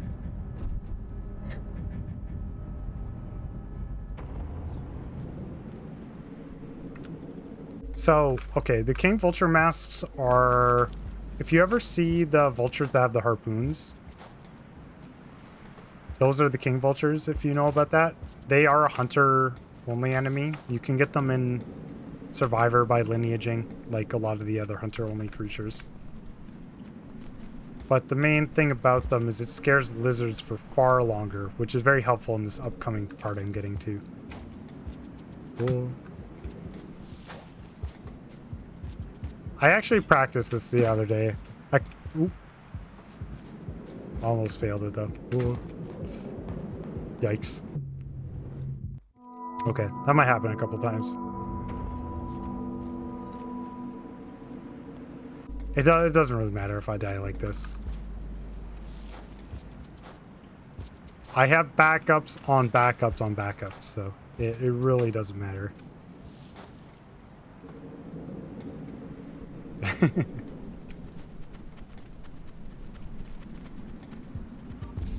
Ooh. See, I just wanted it to be more exciting. Because last time this was lame. I came through here, there were no vultures trying to kill me. What kind of hunter playthrough is that, where you don't have, like, tons of vultures chasing after you?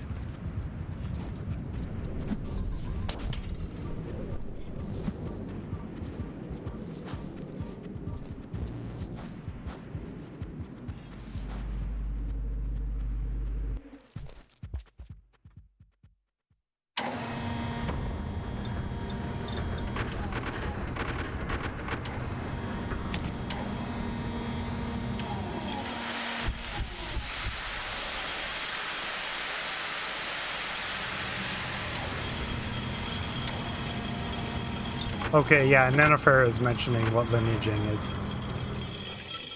There's a map that was made by Hempamaz, one of the community members, that displays all the lineage percentages. The important thing about lineages is that you have to actually be the one who kills the creature. It's not just when it dies. It has to be the player that kills it.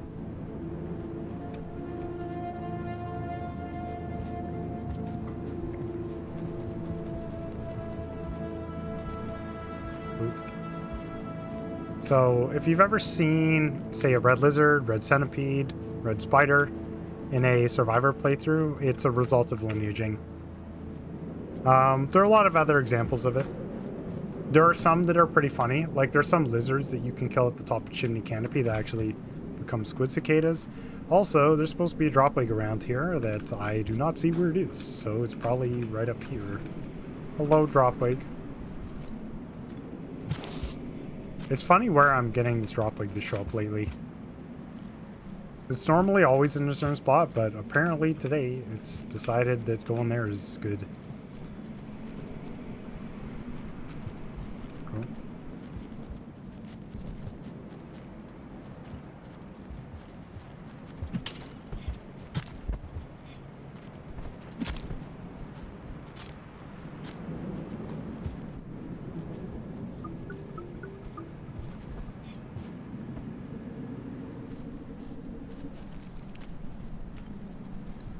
So hopefully I'll be able to do, I don't even know what I would call it actually, hive skip. Basically there's a strat here for skipping where the yellow lizards are as survivor. Of course no yellow lizards because I'm playing as hunter, replaced with cyans.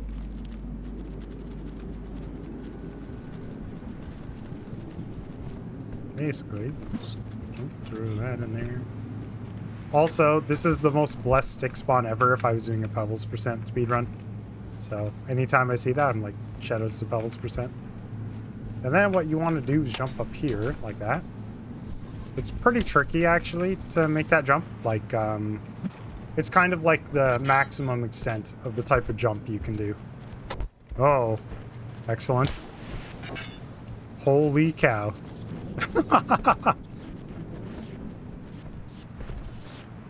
This poor cyan. Holy.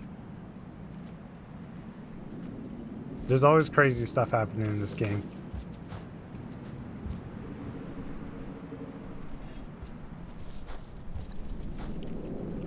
When there are no camel lizards in this room, normally, is it because the king vulture chased them away?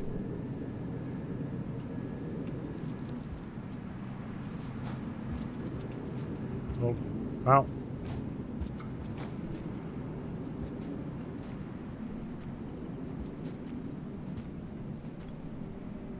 Well, maybe I just have more glitched lizards.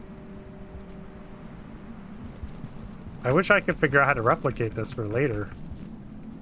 I've had no lizards. This is wild. Also, these are mimics. Once again, just don't hold up when you go next to them. You'll be fine. Especially when they're like asleep like this. So the problem with camel lizards here, they often pick dumb ways to go. This is the main problem with them and why I bother to kill it. Is that a lot of the times the way camel lizards try to flee from you is by running the same way that you're trying to go here. And they just keep running away.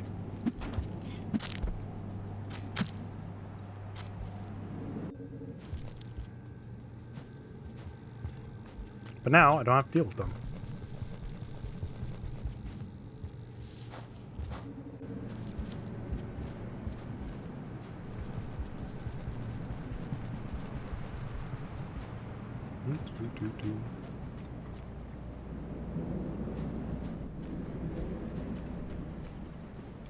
So this is another cool thing that comes up in these runs, is that it's possible to get up here with sticks, and this thing is actually easier as Hunter than it is as Survivor,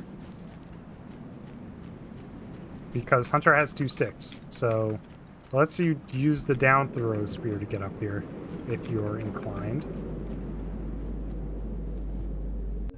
And there are other spears behind me, but what you can do is you can throw a stick down like that, and then you can put one in the wall. But the one stick strat is you run store, and you just put that up there. And so now if I just, normally you want to just grab it in one go, but if I just flip like that again. But the other way is if I had 2, I could just jump up and put the stick in. It's the other way to get up there. Very cool.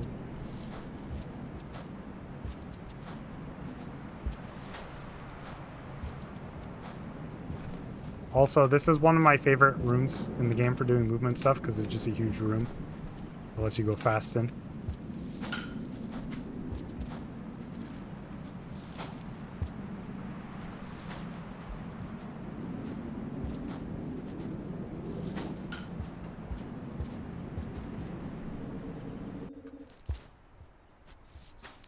Ooh.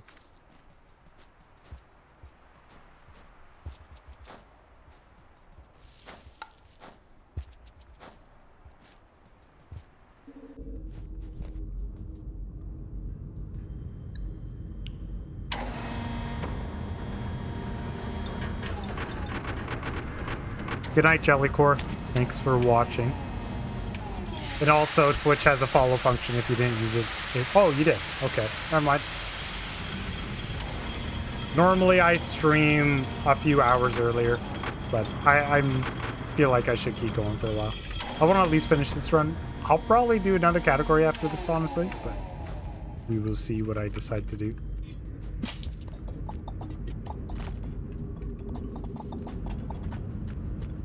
And so this category is called Hunter All Objectives, right? And so you might be wondering what that means exactly. Well, I'm about to do the first objective, which is called Help Pebbles. I think, something like that. Doesn't really matter what it's called.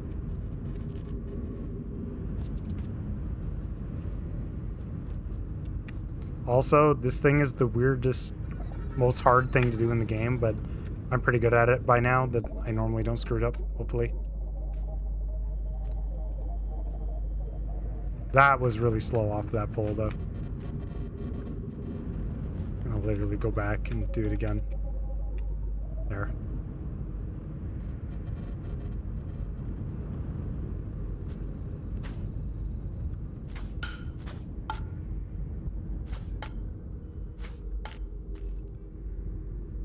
Ooh.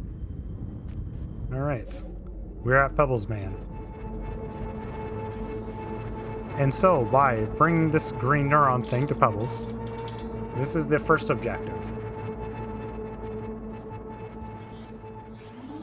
I don't know where the exact... I haven't looked at the code for where the exact trigger is, but I think it's probably partway through his dialogue is where it happens.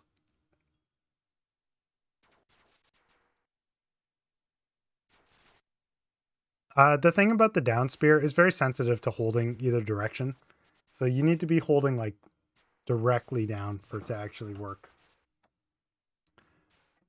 Also, normally this is the part of the run where I actually have a natural bathroom break time, but not doing that today. Already took my bathroom break. This cutscene's not that long, but there's actually a pretty funny thing for the Survivor glitchless speedrun is that you get in this room with a grapple worm, so you can actually escape the cutscene early.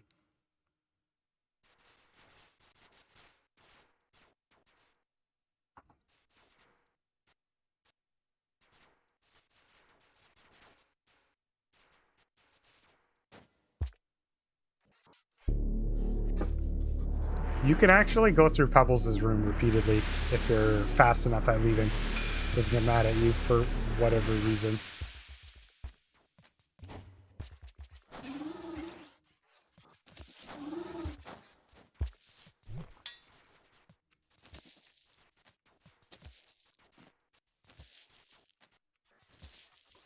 Please, let me do the thing. Oh, here I go. Wait, neuron! There we go.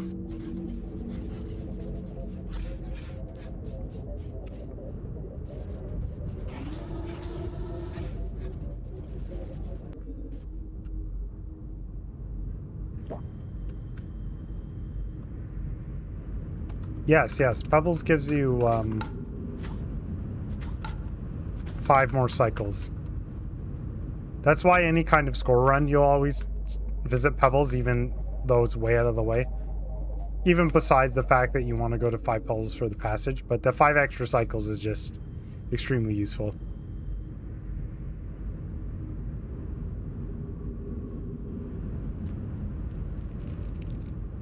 Ooh, flying.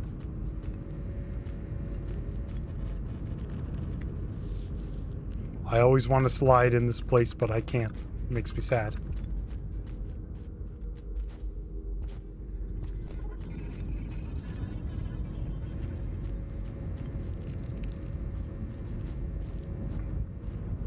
That was weird.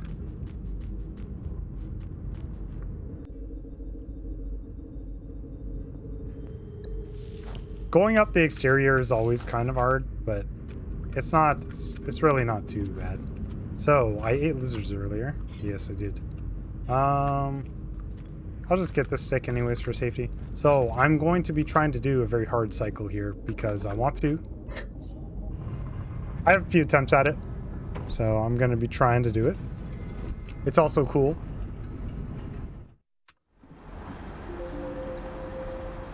Alright. So specifically helping him is taking the green neuron to him. You don't get to help Pebbles unless you bring the neuron.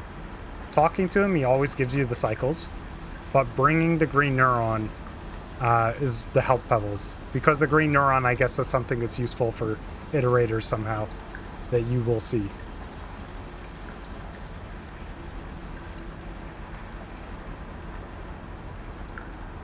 Well, I don't really understand how the iterators work, but apparently this neuron has like a code on it for something called a slag reset key. And so Pebbles, when you talk to him, says a few of the slag reset keys could be useful. But the slag reset keys are intended for Moon. And that is where we are now going, kind of. I got a nice long cycle, so I'm going to be going all the way to the other side of Shaded Citadel.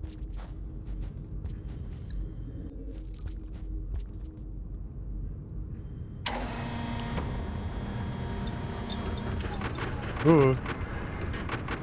I hope Rob saw that tall jump there.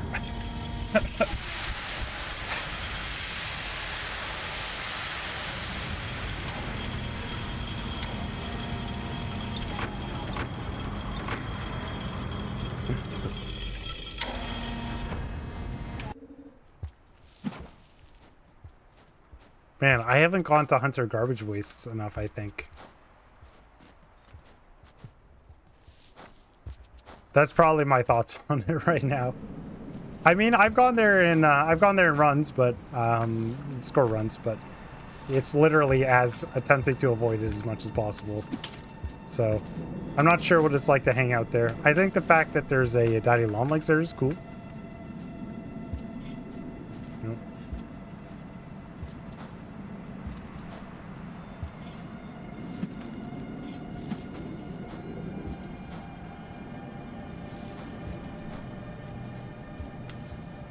Ooh. So there's something that I kind of mentioned a little bit in the any percent tutorial earlier, but it's also applicable here. So if I do a slide pounce off like this, I can just go straight into that. Also, same deal here. Although that's a bit more of a fall. But for whatever reason, doing a slide pounce off slopes makes it so that your landing is less hard than it otherwise would be. Whoa. Oh. Okay.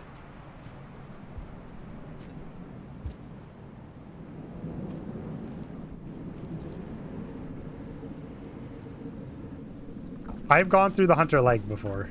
Now that's something that I enjoy, actually. I don't know. I don't find the spitter spiders to be that bad, personally.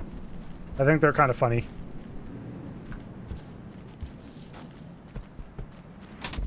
Ooh. Just revealing that I'm a psycho.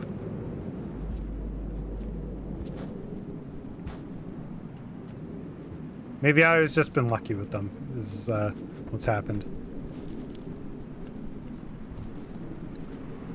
Yeah.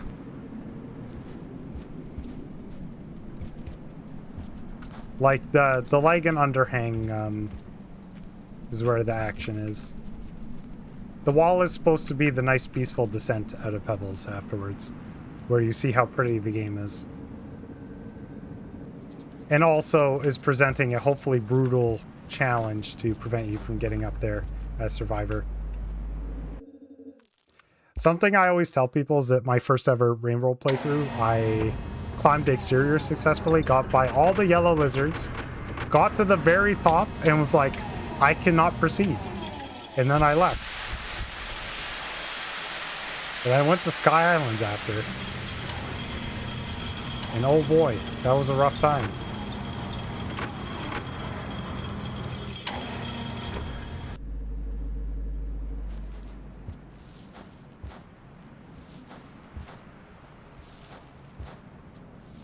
I was just exploring the game.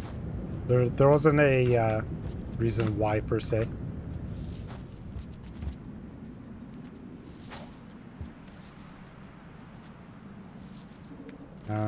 So I am trying to make a bit of a hard journey here.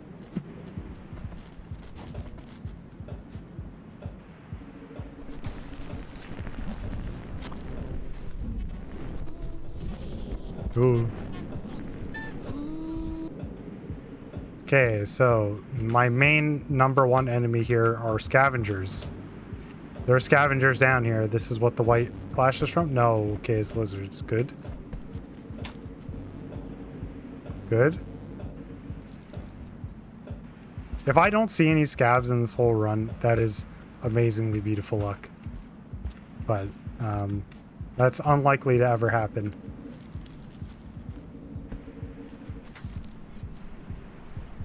What is wrong with that blue lizard? Why is he following? Okay. So there's almost always a drop wig up here. Nope. Not this time. Oh, there's the drop wig. There's the other drop wig.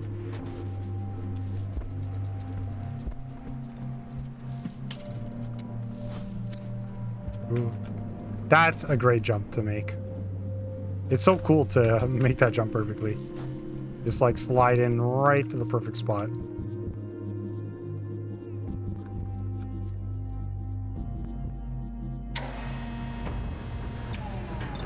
So I want to make sure I have some food to be able to rest in shaded. So this next room is my favorite spot to get food, but you can do it any of the way along this route.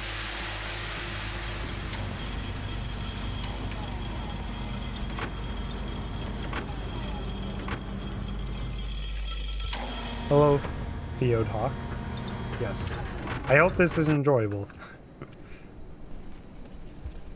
Get the stick.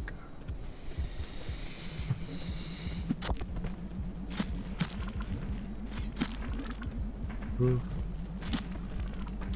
Oh, got some lizards. Yeah, that was a little scary. Just trying to eat. Here we go. Managing what you're holding on to is the secretly hardest part of this game. Or maybe it's not a secret, actually. Okay. Welcome to my score run, where I just stab lizards. Please. I just want to go through this pipe. Please. Please. Oh, I was hoping I was going to get double speed glitch when I did that. Oh well.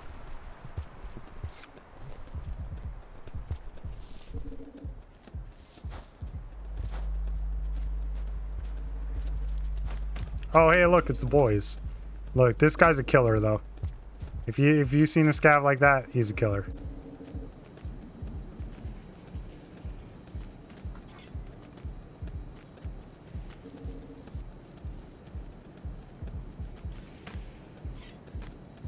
Look at this guy. He didn't even... This guy has a good... I'm gonna stab him, actually. Yeah. Sorry, Scab. That guy's a killer.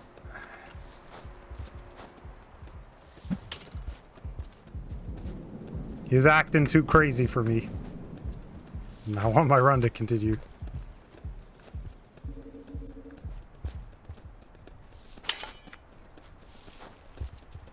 That's one of the secret skills in this game, is trying to predict what the creatures are going to do. Because, of course, it's kind of random, but...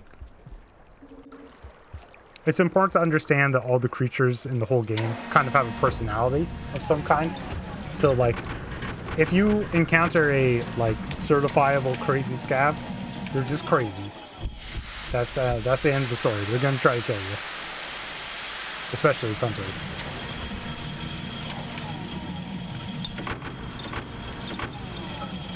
Oh, I'm not worried about scav tools. I am worried about the subterranean scavs. Also, another time to do the slide fall thing. It's very cool. You can fall very far distances and not get hard landings if you do that strat.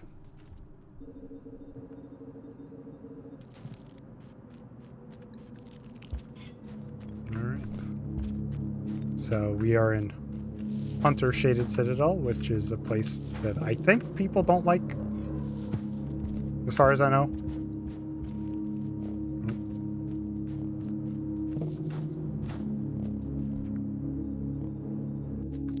Mainly because red spiders, and people do not like those for some reason. Some reason that I can't, you know, I have no idea why. Why would people ever dislike red spiders? I don't know. Maybe it's because they, like, hide from you and stun you, and it's kind of annoying to deal with, but, you know, I don't understand why. Also, this is the part of the game where it's very dark, and you probably can't see this at all. I'm actually curious to do this, actually. Let me see. I had this set up a while ago. Do I have this still? There. Oh, amazing. Maybe you can actually see what's going on now.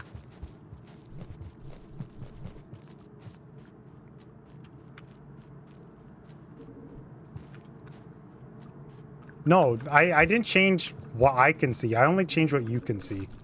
For me, it's exactly the same. I didn't adjust my view at all.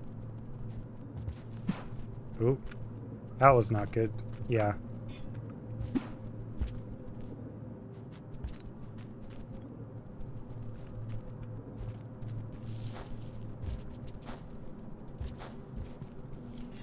So, like, when I have my recording of this, it is completely normal, and, you know, can't see anything.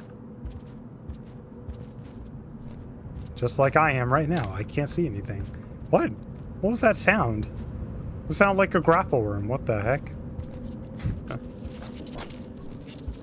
Right, red spider. I think they just copied the grapple worm sound. Mystery.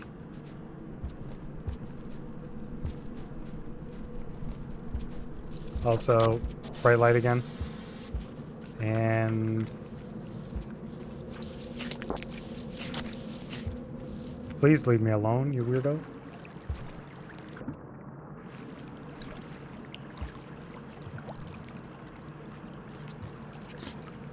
If my barreling through the spiders frightens you, I apologize. I'm not afraid of these dummy spiders. This is probably why I don't have any problems with the hunter leg. Oh! No! I exploded. Dang. Of all things.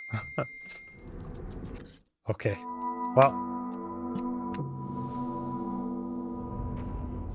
I'm here again. Oh, hey! I'm gonna try to do the exact same thing again, actually.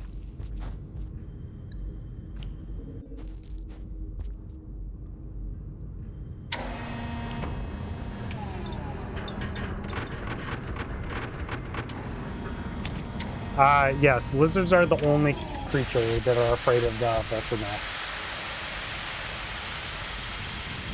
Oh, yeah.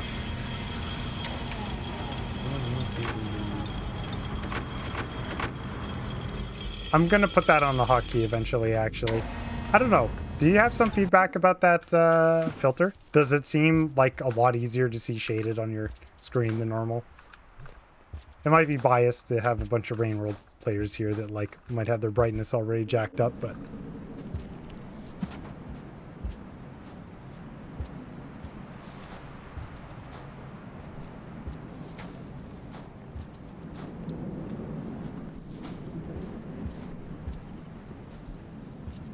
the good thing about this part as well is I have a backup. Basically, you can always just get the wall echo here. It's still located here.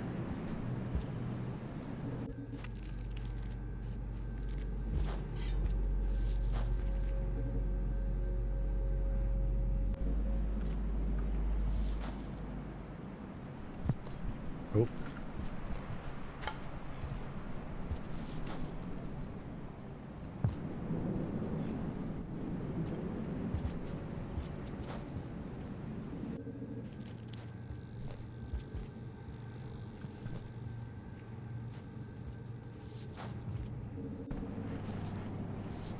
Oh, this is fun.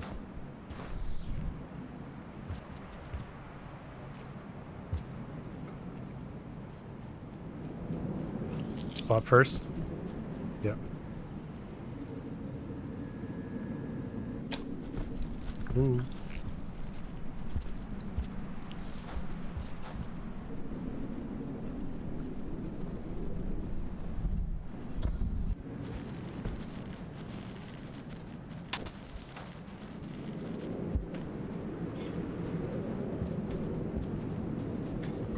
Man, I have tried to call out the name of my lizard many times and it's never recognized it. I must just be a terrible lizard trainer.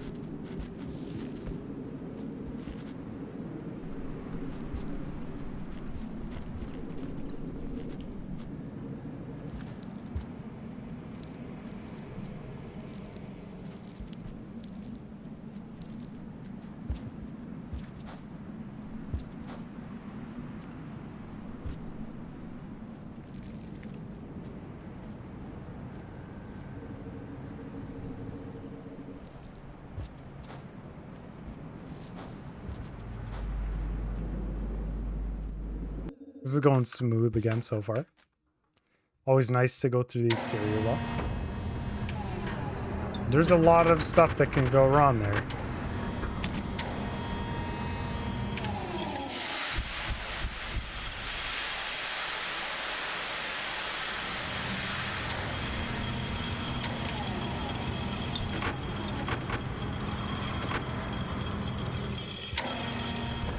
So just as a reminder, what my objective right now is to get down to shoreline. But along the way there, I'm going to pick up the shaded echo. Oh, this is not going to make it. Oh, okay. Maybe I'll do this a little safer than this time. I have a certain thing that I practice so many times there to get across, but anytime I choose to not do it, I just regret it. Nah, don't worry about it.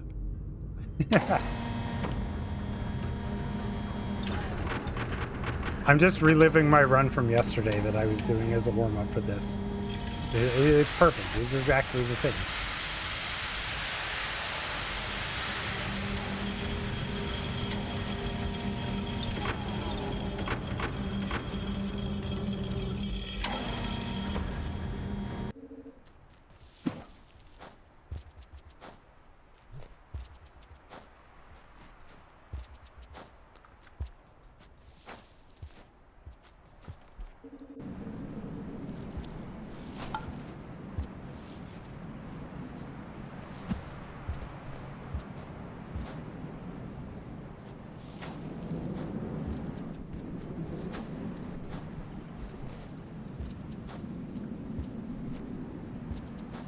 I can describe my setup for the bridge as well that I normally use. That you'll be like, oh, why don't you just do that every time? But it's like, lazy. And I'm like, oh, well, I just jumped off the side. Okay.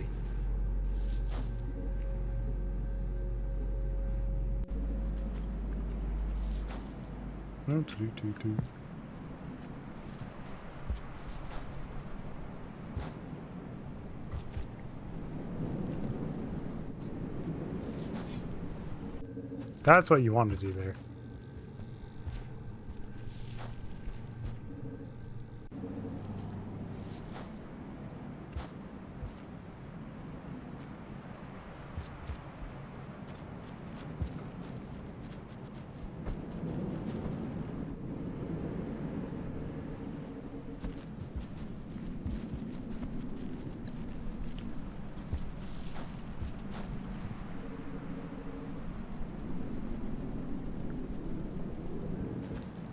Whoa.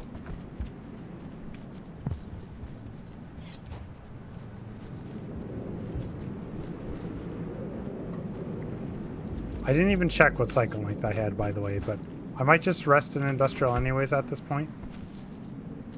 Trying to see what I want to do about that. I will see. I will see.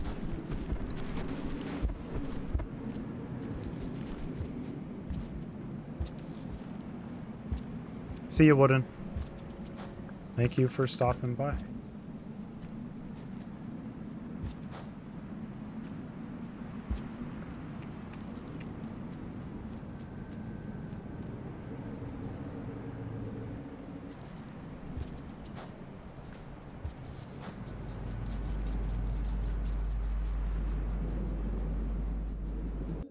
Nice, both drop legs.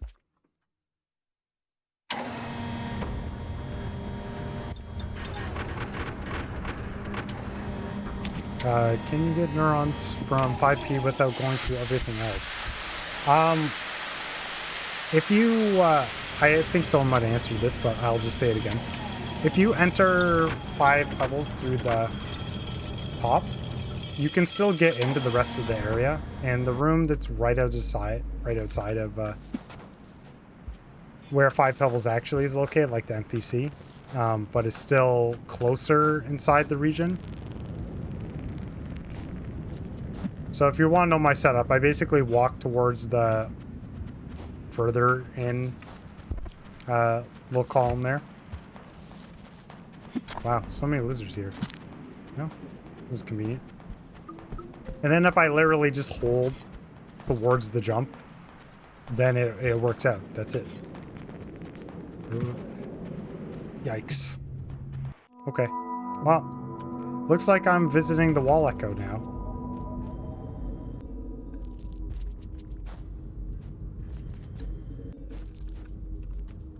This is how you can make a hunter all objectives run last for this long. That's alright though. This is a totally valid road as well, so I don't mind doing it.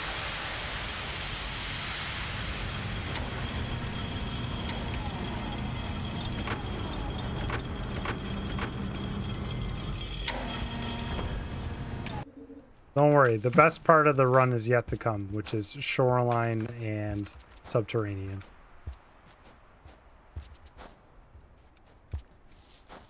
But I'm best off with taking the wall echo here at this point.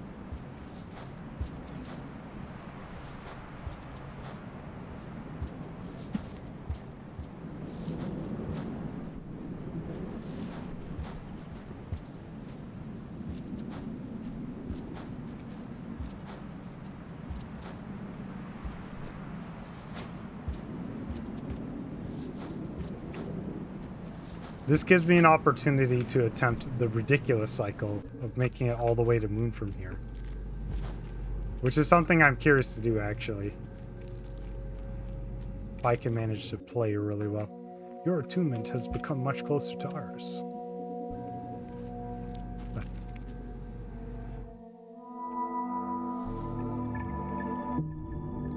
Once you get to this point of the run, you're pretty safe, generally speaking, like karma-wise. And look, I have the max cycle.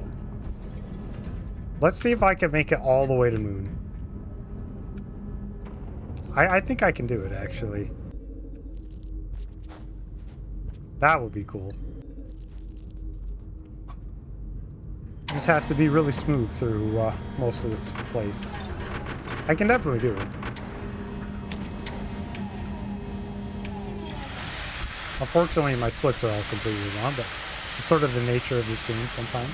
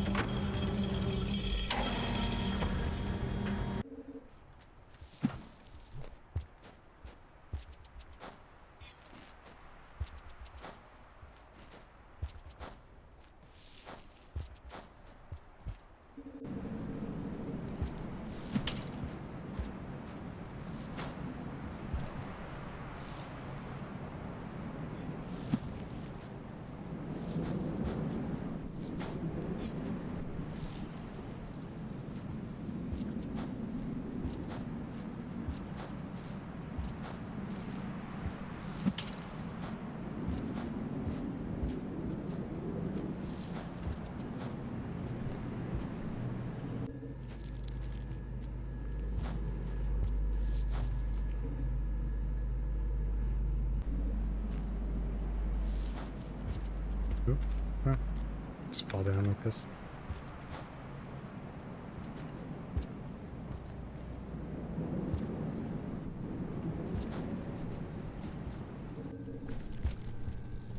Hello again, White Paws. Welcome back.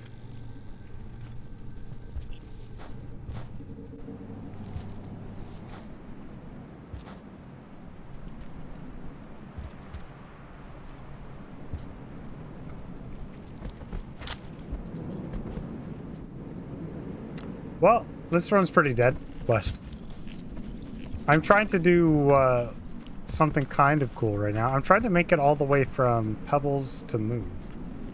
So we will see if I can do this.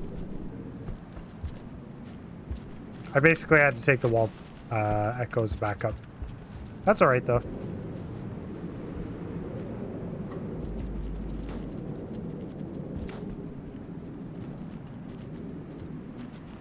If I do make this, it'll be the first time, I think, that I've ever made this journey.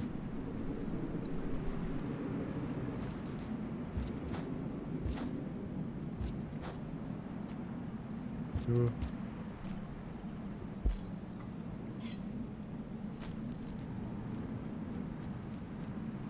I want that still. In the stick. Yes.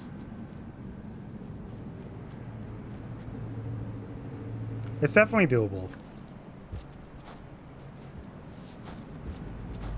Although if I screw up, I will be switching to just resting in industrial along the way. Just to get the run to the end so I can show off Hunter Subterranean a bit, because everyone loves Hunter Subterranean.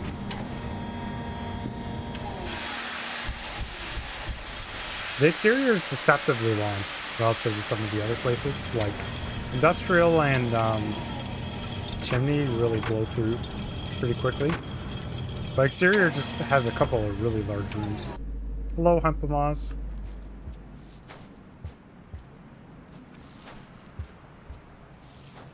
I have had better days of doing EI hops. Okay, so you walk there, just do that. Yes. Never fail it.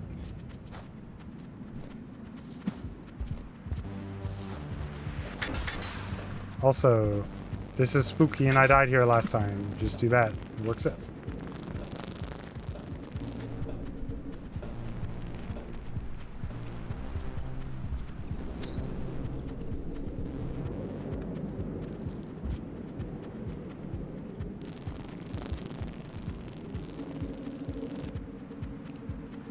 This is going good so far. This guy's a little scary, but...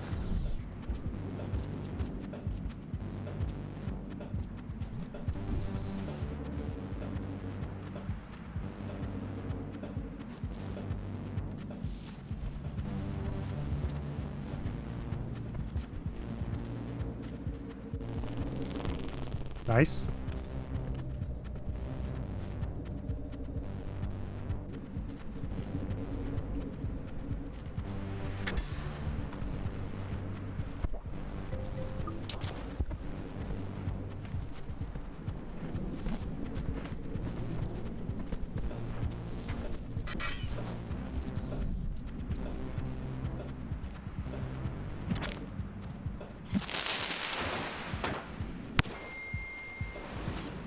That's how I died the last time I was near a scav.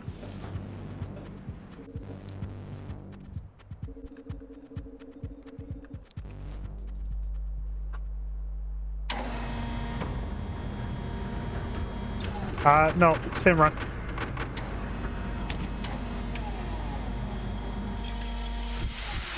The question is, can I make it to moon within this amount of time?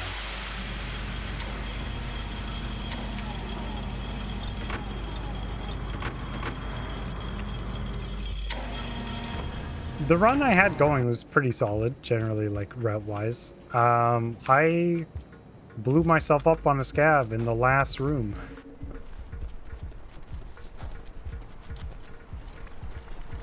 Well, that's fine. Doesn't really matter. Oh. Can I do this? Am I this cool? Oh, almost.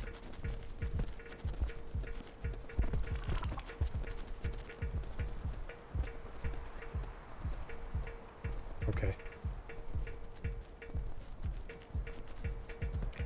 Yeah, basically. Although, we'll see if I have the time for it. I'll at least rest inside of shoreline. Ooh. Never the intentional route for this category.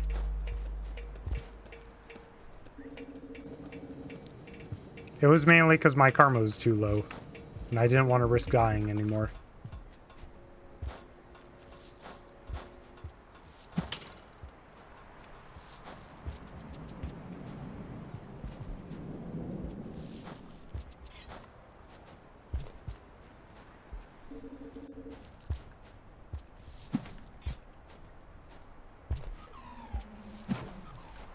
That trick is it's my favorite and least favorite thing at the same time in the game in the last while.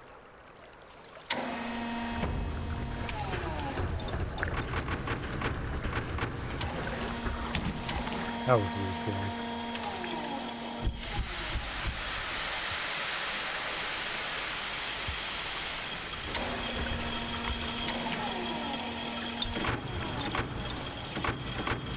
Oh, that one would have made it up. Ooh.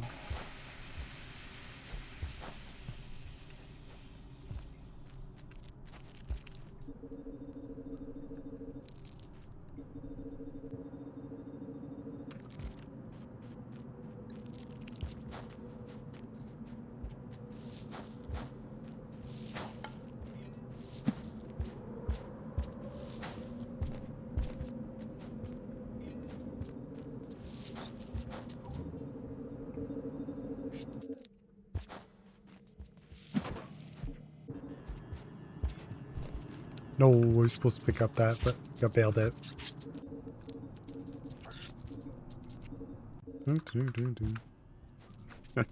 Yes, that one. What about E major? Where's E major at? I want this. Actually, I should have just kept going, but...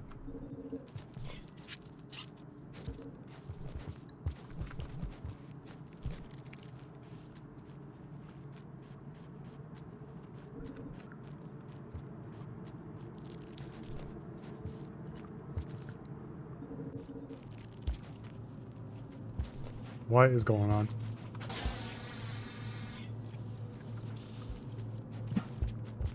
There's always mysterious and exciting spiders grabbing onto you in this place.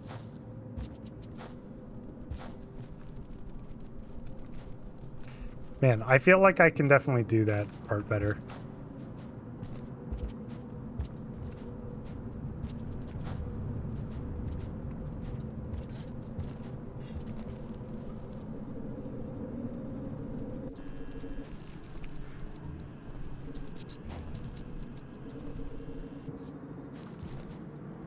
So I think for the sake of everyone's time, I will just rest when I get to the other side of shoreline. Also, I didn't bother to increase the brightness this time because you already saw it.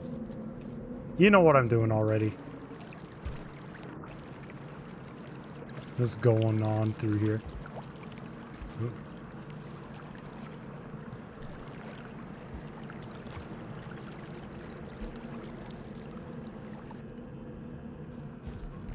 These mice are even lighting up the way slightly. You know, I bet I could make it to Moon with this amount of time, but I kind of don't. I'm not going to try it today. Ooh. Unless I have people that really want me to go for trying to make it to Moon. Can you let go of me, you crazy spider?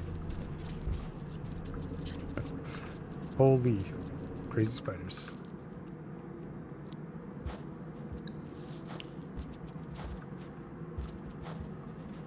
I don't like the look of that thing.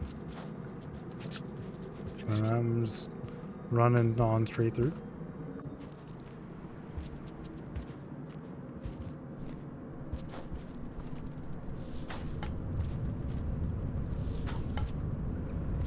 Imagine just like falling into this hole right now. Couldn't be me. I've never fallen in this hole in my life.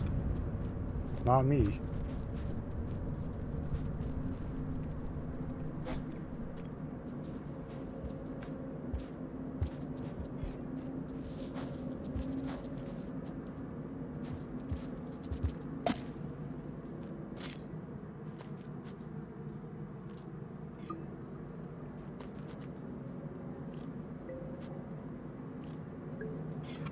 Once again, I think I could have made it to Moon. I think I still can, actually, but I want to keep the run kind of on track a little bit, so just going to take the rest on the other side of this gate instead.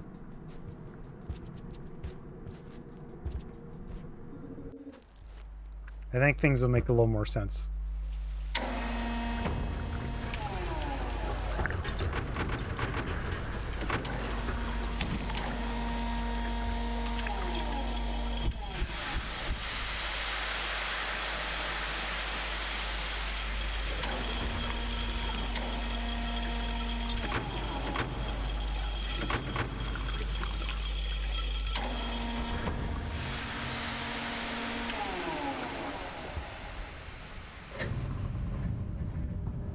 Well, I have some splits to skip. Skip. Skip. Skip.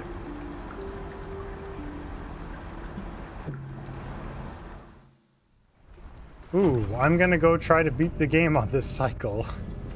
Alright.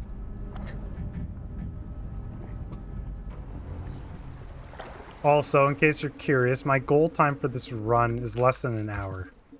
So we are currently 4 minutes behind that. But yes, I'm trying to beat the game on the cycle now. Because why not? It's the adaptive difficulty me doing poorly. It's giving me less cycle lengths.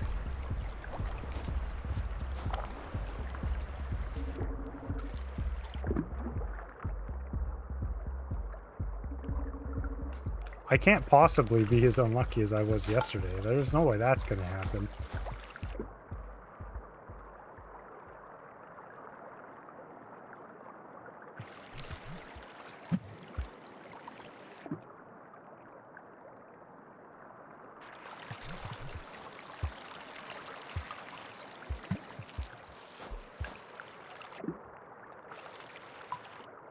Also, since this is a glitchless category, no hand swap glitch intentionally used, because that would be using glitches to your advantage. Kind of cringe in a glitchless category. Should not do that. Oh look, it's a Leviathan. I love Leviathans. Oh, and a vulture. I love vultures.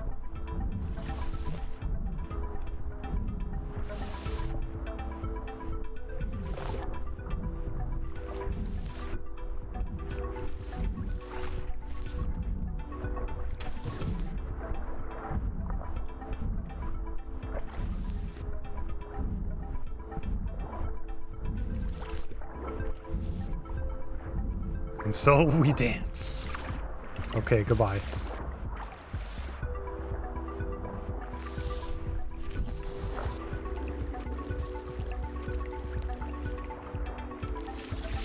Like I said, I'm going to the end of the game.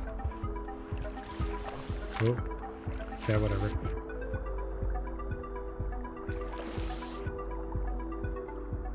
Hmm?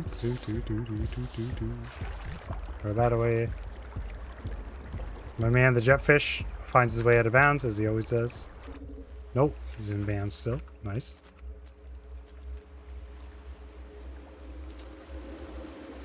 It is definitely possible to have a Leviathan count as being killed by you, if that's what you're asking.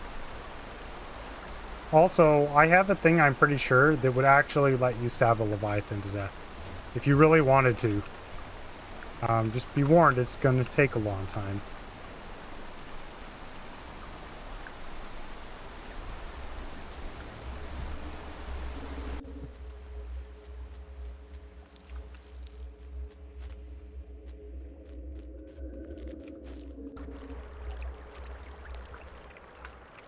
Oh.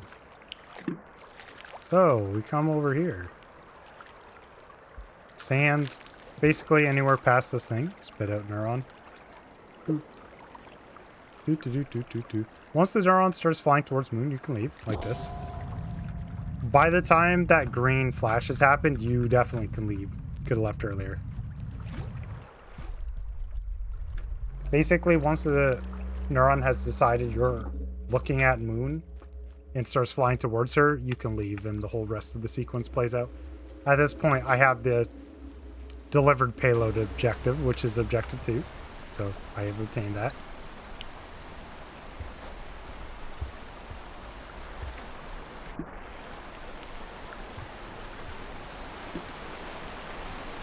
Now, as for reaching the end of the game, we will see how that goes, because that is the third objective, is ascending.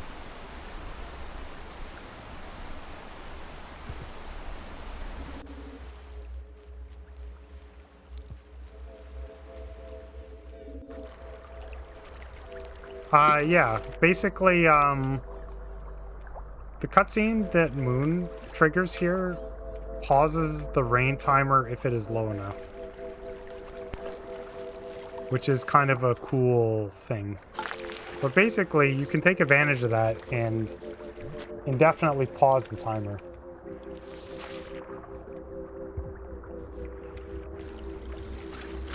Nice. Normally getting this jetfish through here is way more of a pain in the butt. Also, there's something over here.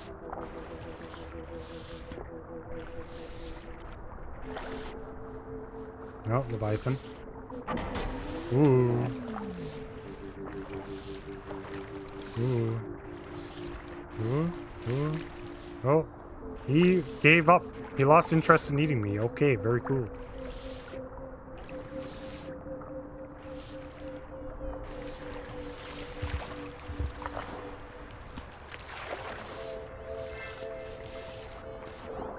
Oh, can I go quick? No, you jetfish. Why'd you do this to me? That was gonna be so cool and fast and good. And you just all crash into me like a bunch of crazy people. No! Okay. Well, that happens sometimes.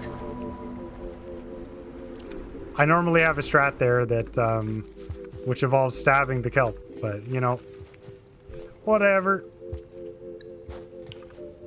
This time, also, we get the moon song for even longer. This time, I'm literally just going to stand around Moon and wait for her dialogue. And then we will keep going.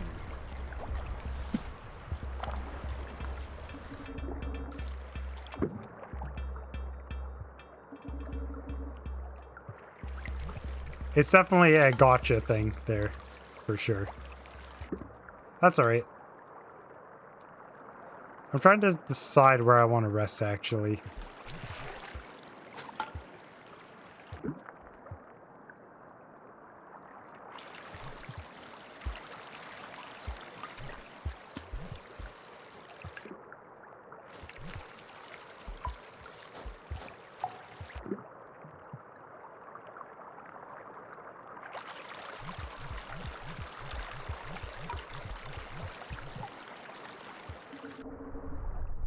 Oh, nice.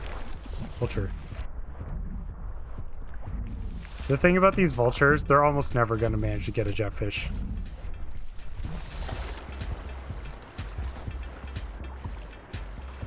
The jetfish are just too agile for them. Ooh. Ooh. Eat the vulture, Leviathan.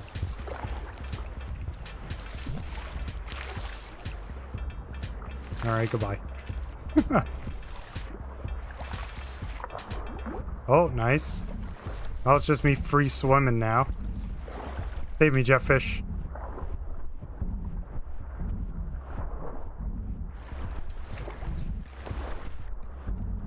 Please, please. Oh, I guess I'm just free swimming the rest of the way.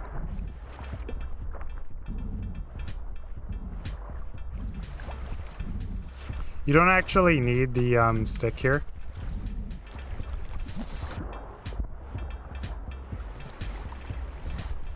Yo, give that to me. Nope. Alright. I want this jetfish actually. Get over here. Get over here. There we go.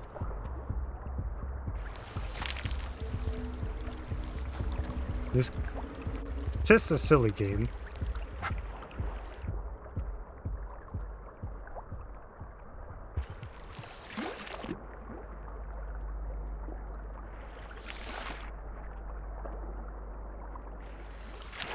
Okay, so this time I'm going to rest at the shelter in here.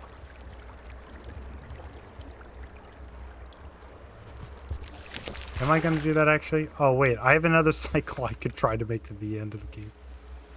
Oh, why do you taunt me like this game? Oh. I was supposed to have another throwable there. That's alright.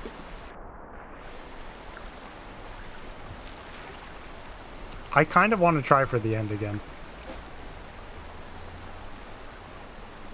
It would have been fine last time if I just stuck with the plan, but the kelp wasn't there, so... The kelp not being there kind of ruins my plan.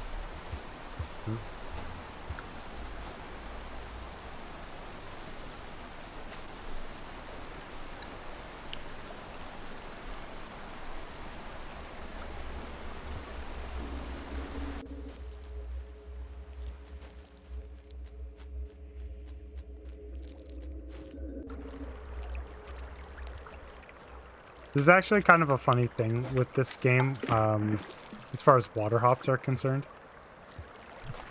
Because water hops are a thing in the game, but the way they work is really weird. First of all, it does not involve pressing jump at all, in any way. It all has to do with speed. And holding up, basically. And for some reason, one of the directions for water hopping is way easier than the other one.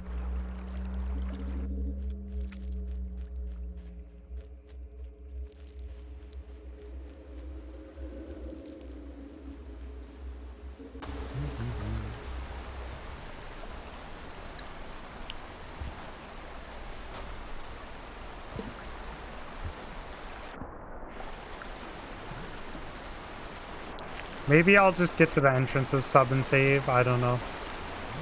What am I going to do? I guess I'll judge it when I get there.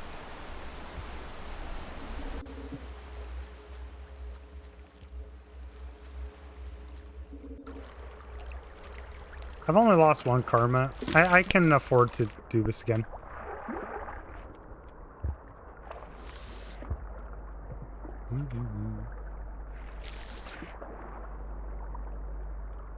You know what? Maybe the brother Longlegs will show up. If the brother Longlegs shows up in this run, I'm definitely giving up on it.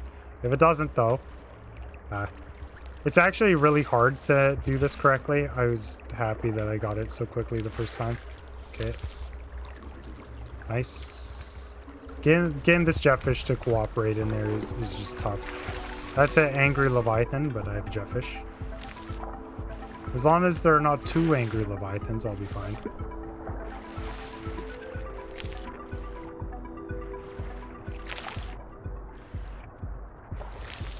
There's actually, as Hunter, there's a brother Longlegs that exists in Shoreline somewhere.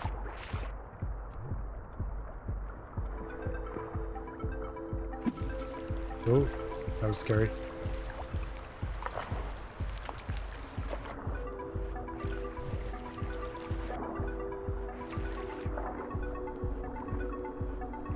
I'll just swim.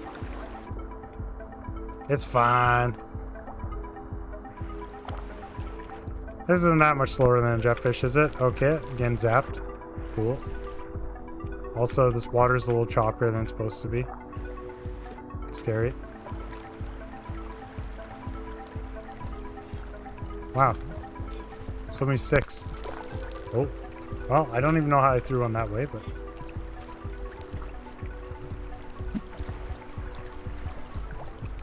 Please. I don't even want to bring this with. I died to my own jellyfish in the water a few too many times. Okay, let me see. How much cycle length do I have? You know, I'm still going for ascending. I'm gonna do it. I can make it.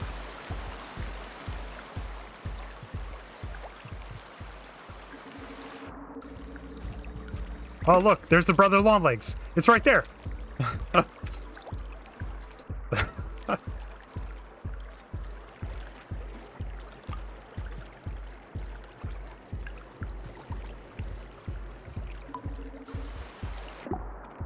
That thing pretty much never leaves the room it starts in, but it happens sometimes. And sometimes you run into it underwater, and it's fantastic when that happens. Also, I might die to snails here. This is a known occurrence. Ooh, let's see if I am good at swimming today. Okay, jetfish, don't kill me. Ooh, okay, I made it. Good.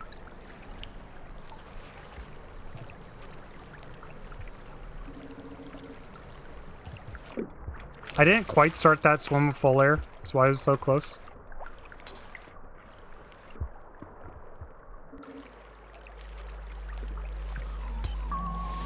Oh no, got the arena unlock. How could I?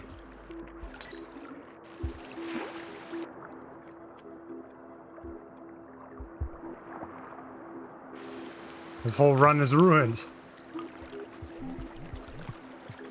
That's in the speedrunning rules. You cannot get arena unlocks. Also, I think that jetfish just got out of bounds in a really exciting way there. Actually, wait. This, these are the curse strats here. This might come in handy.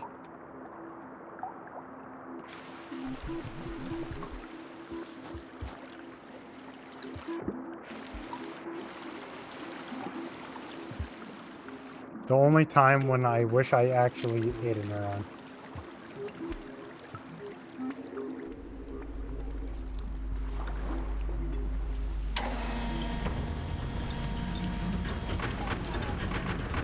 Alright, am I going to make it to the end in this amount of time? The answer is no. So I'm going to give it a go anyway.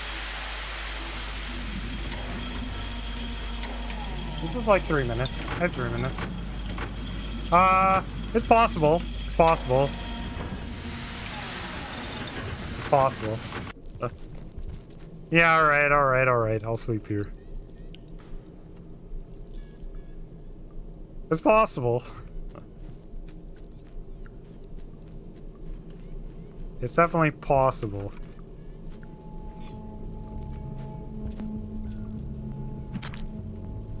Ugh.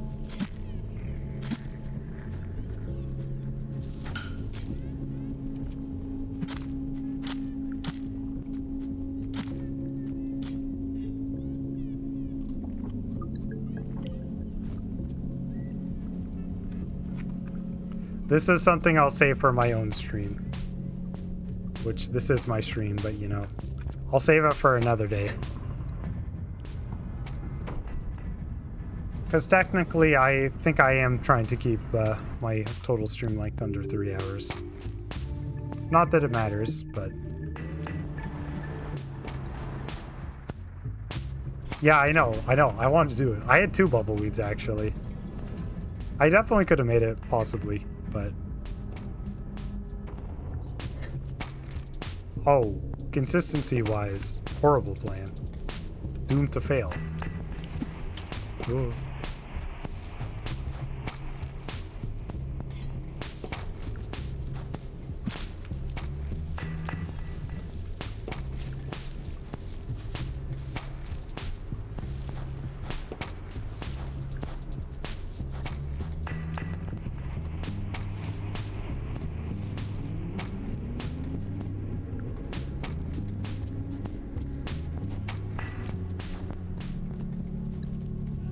Just run underneath like a pool. Okay, wait. Can I get high enough for this? I definitely can get high enough to hit this guy, but do I want to? Ooh. Dropwig's alive still, but whatever. Oh, instant death. Okay, very good. See, if I didn't rest here, that's what would have happened. Obviously, that same thing would have happened. I saw that dropwig too, and I just decided to walk underneath it as if it was not there.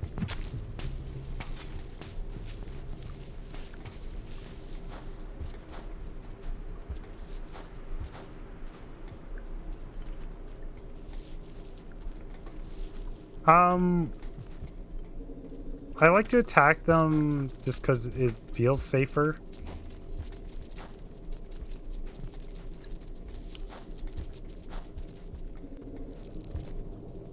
Of course, you don't have to, though.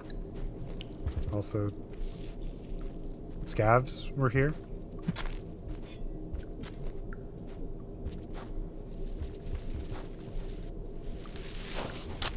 Oh.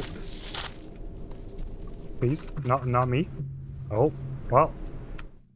That's a new one. The kelp grabbed the dropwig, and the dropwig was holding on to me at the time. So, this is a fun place.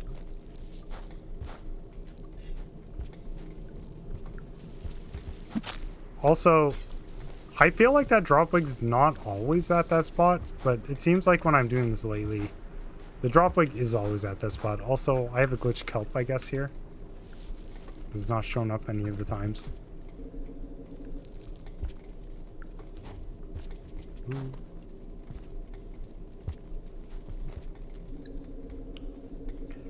I feel like I can hit the dropwigs if I do this correctly, but that seems like it's hitting something when I do this. I don't know how you're supposed to really avoid this one. When it's right on the corner like that, it's just kind of very tough to avoid them in a sensible way. Also, that is a big old centipede.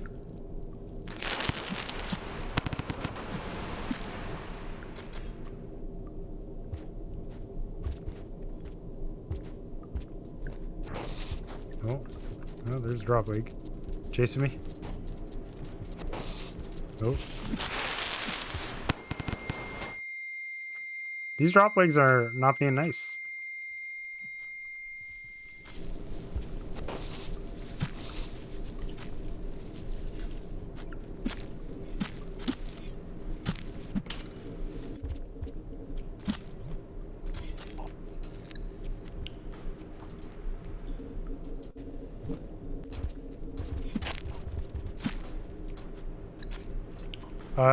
This is more exciting than this area is supposed to be normally. I mean, I say that like what I'm hoping for. It's supposed to be, this is as exciting as it's supposed to be.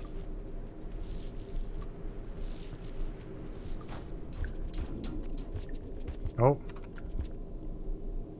My lad, the scav has gone in here, and I will be instantly savving. Oh, never mind.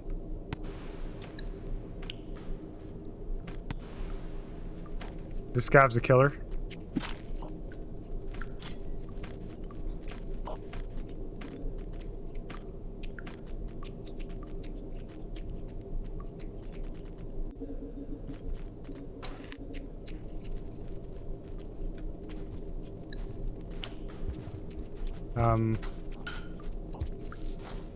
Neurospurge just big chillin'. Also, okay.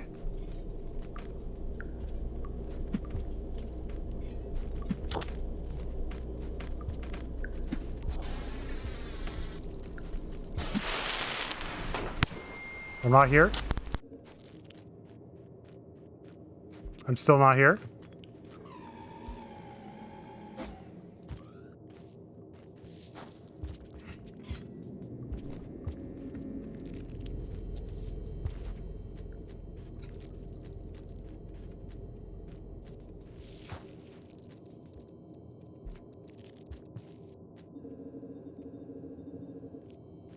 You know, this might be great, actually. Maybe I can trick the Godfeed into just destroying all these moles who get glitched here. Every time I ever play this category, this happens. Actually, wait, is this only one? So lucky. Normally, there's like 4 moles there. Yo! I should make it to the end now. Hooray.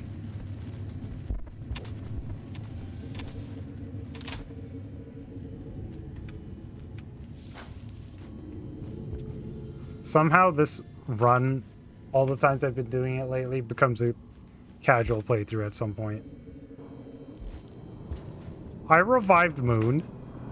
She is very revived, as will be evidenced by the screen at the end. Oh.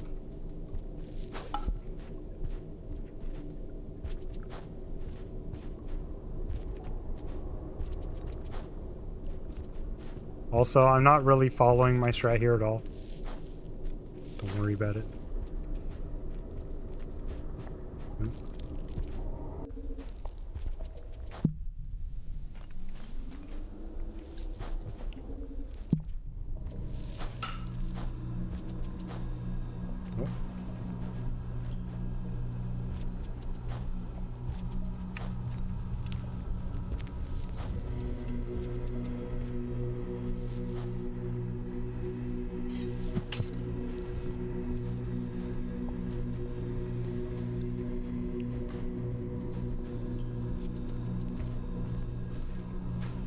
Hunter is so messed up and so much more fun for the deaths compared to Survivor.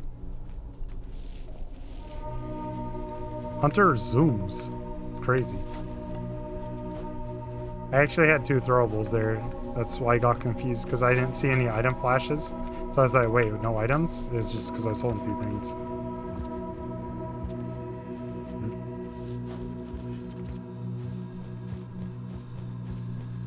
I feel like there's a better way to deal with that part than what I currently do.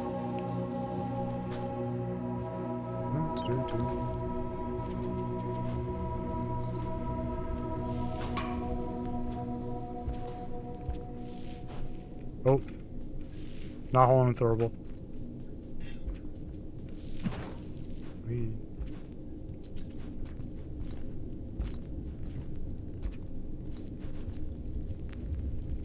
Not accidentally wall jumping.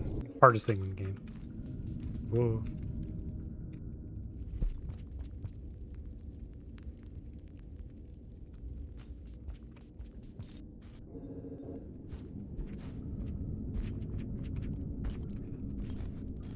Well, since I'm just going through the depths now, I'll probably, I think, call it for the end of the speedrunning block of the anniversary stream. We'll say thanks everyone for watching. I feel like the entire anniversary, this 5th Rain World anniversary, went really well, especially including the bingo yesterday. But also, I thought Hempamaz had a lot of cool stuff to show off earlier as well. So that was nice to see. Especially the screen transition mod, whatever it was called. That thing was really cool. For how good it is now. No, I can't slide it here anymore.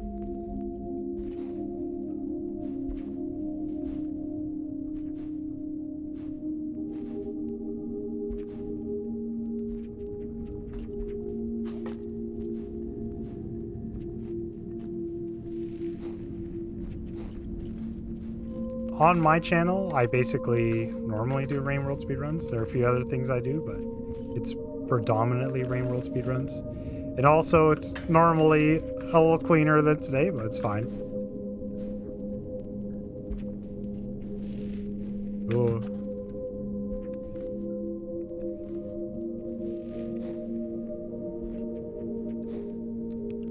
And so normally with this run, I would keep going to the end and do the whole thing, but you know, I think everyone here, I don't know if you want to see the Ascension for the good old anniversary to end it off with that, but I think I can spare everyone the actual ending sequence.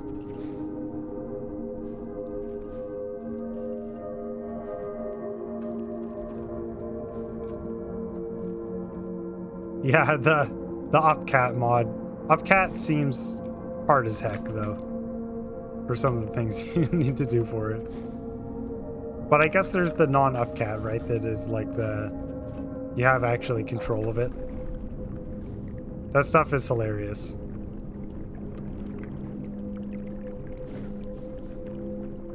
Yeah, I'll swim to the end. Can watch the cutscene together.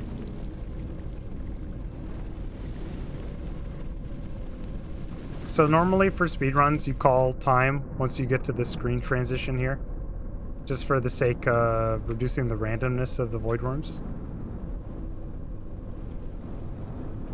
Which, for me, I'm just going to spam this. Okay, it's over.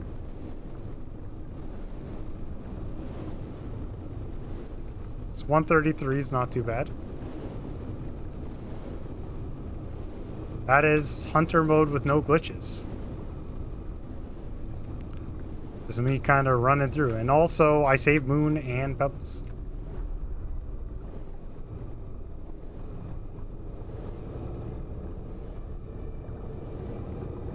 Oh, wait, Cinder Dragon. You've seen the end, haven't you? Or have you not seen the end? Wait.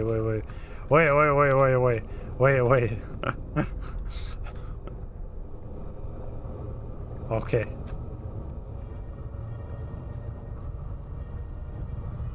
I was going to say.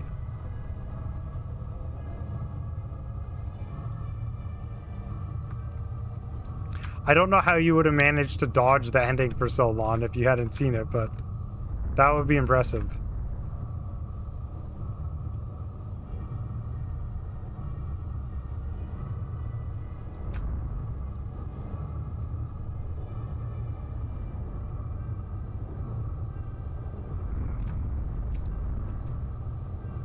Hopefully I did a decent enough impression of making hunter mode look actually hard.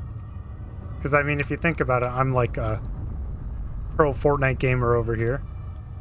And I still really struggled with this run today. So, it's pretty challenging. But also, a lot of the hunter speedruns are kind of... I mean, it's like anything. You get used to it as you go. And also... just the way the game is in general is kind of the faster you go, the more consistent it is, especially for the shorter runs. Although Hunter, any percent is just messed up stuff going on.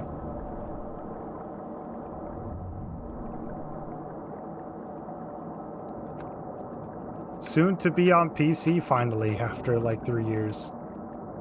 We too will have the cutscenes.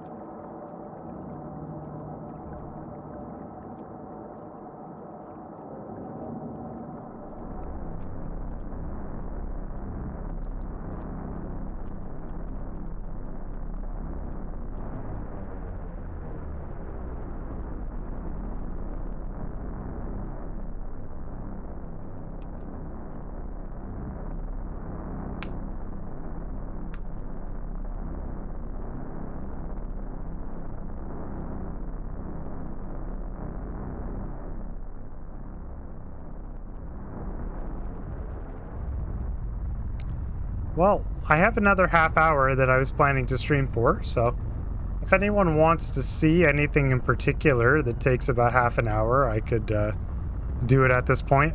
If you have anything someone's interested in particularly, I could just do a couple of proper any percent runs.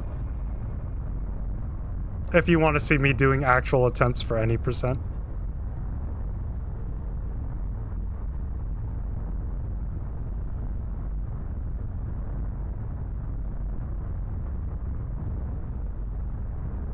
I could also try to do pebbles percent once. I could also just stop.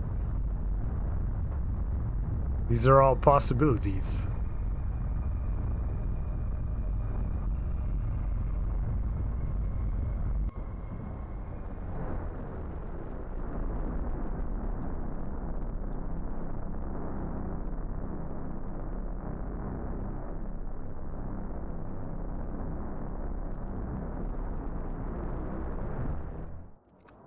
That was like the Monkland Battle Royale.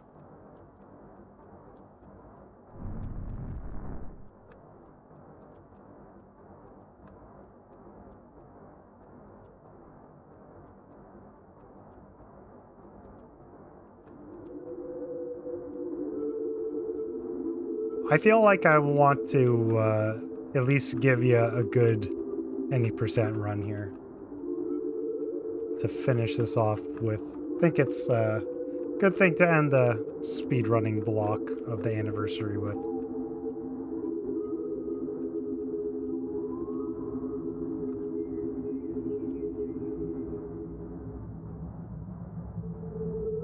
And it only takes 12 minutes if it goes well. Or 13, whatever.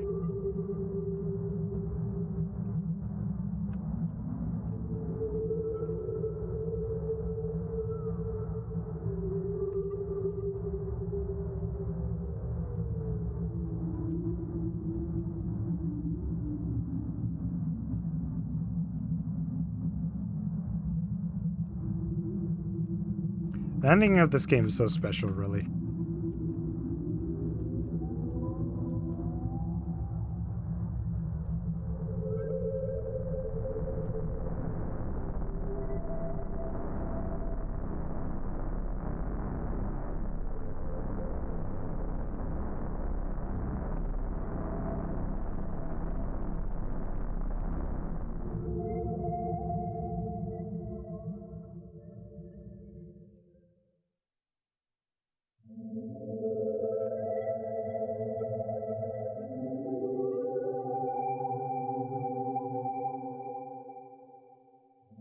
Alright.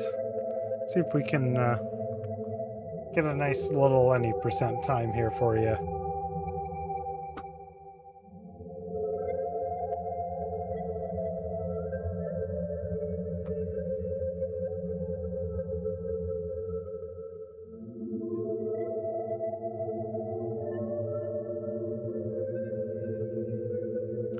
Hunter, all objectives could have gone smoother, but hey, whatever. That's how it goes sometimes.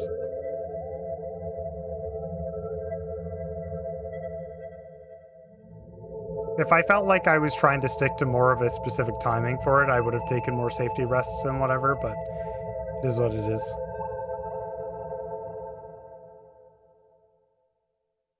A monk score run.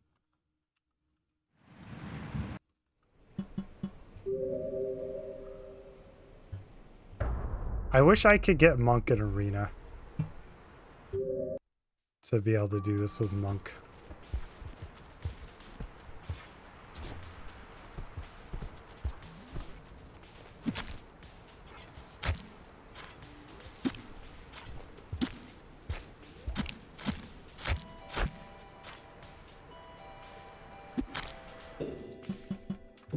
Because it's way harder of Monk to do that. Okay. Any percent time.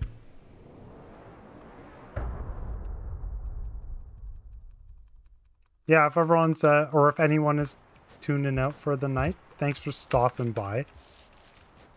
I hope you enjoyed the stream and any of the other streams today. It was good to have you today.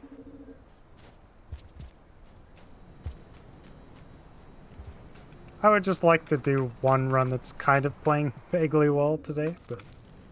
Oh, legendary tutorial stick. This is the run. Welcome back, Crab Nicholson. Oh.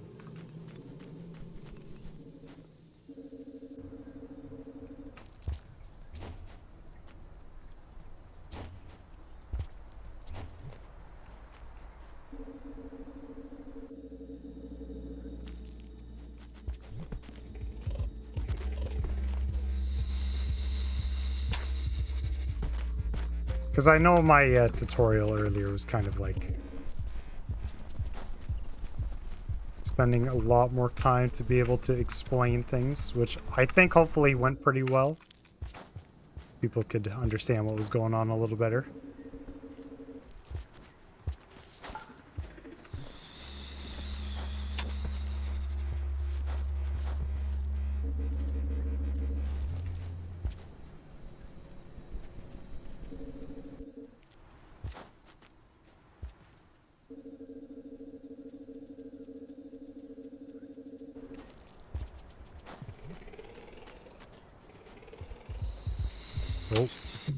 Oh. Okay.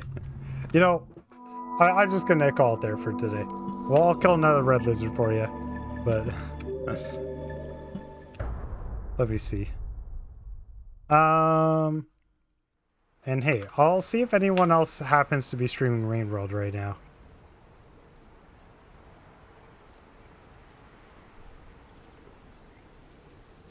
Oh, there are a few people.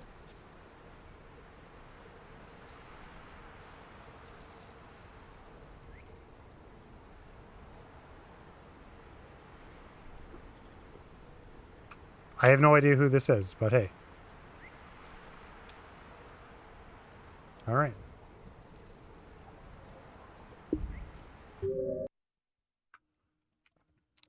So I'll just end with saying many thanks to everyone who was a viewer or did one of the streams for the anniversary today.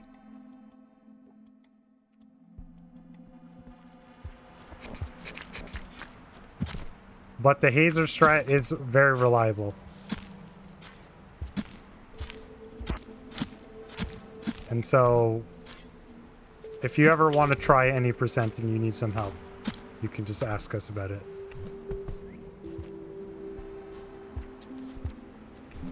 Whee. Well, yeah. We'll see the next time I end up streaming and whatever. You know, I didn't actually plan out any parting remarks. Being a part... Actually, I'm just going to cancel this while I think of what I want to say. Being part of the speedrunning community for Rain World for the last 2 years has been pretty cool. Met a lot of cool people doing this, and I'm glad to see that the speedrunning community seems to be continuing somewhat. Like, we've been getting a lot more new people recently than we have been in quite a while. There are more people interested in trying it out. And honestly, I think with the at least core group of the Rain World speedrunners, we're pretty nice and willing to help people. Because honestly, I just like playing this game, and it's fun to also watch other people enjoy playing this game. And speedrunning this game, I think, is a great challenge as well.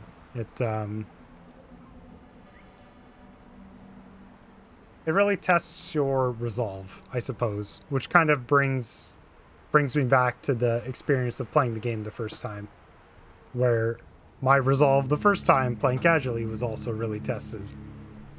And so speedrunning it is just a way to continue that experience, is the way I look at it.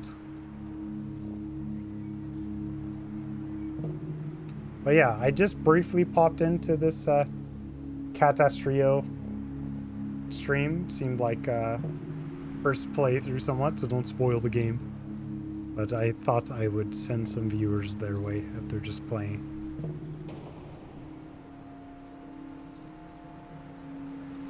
Yeah, for sure. The game is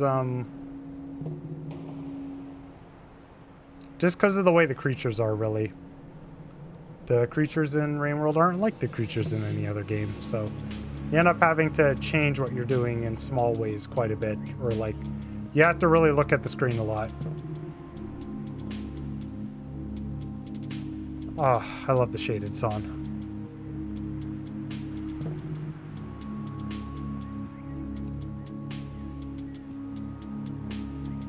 Yep, good night everyone. Take care. Happy Rain World anniversary.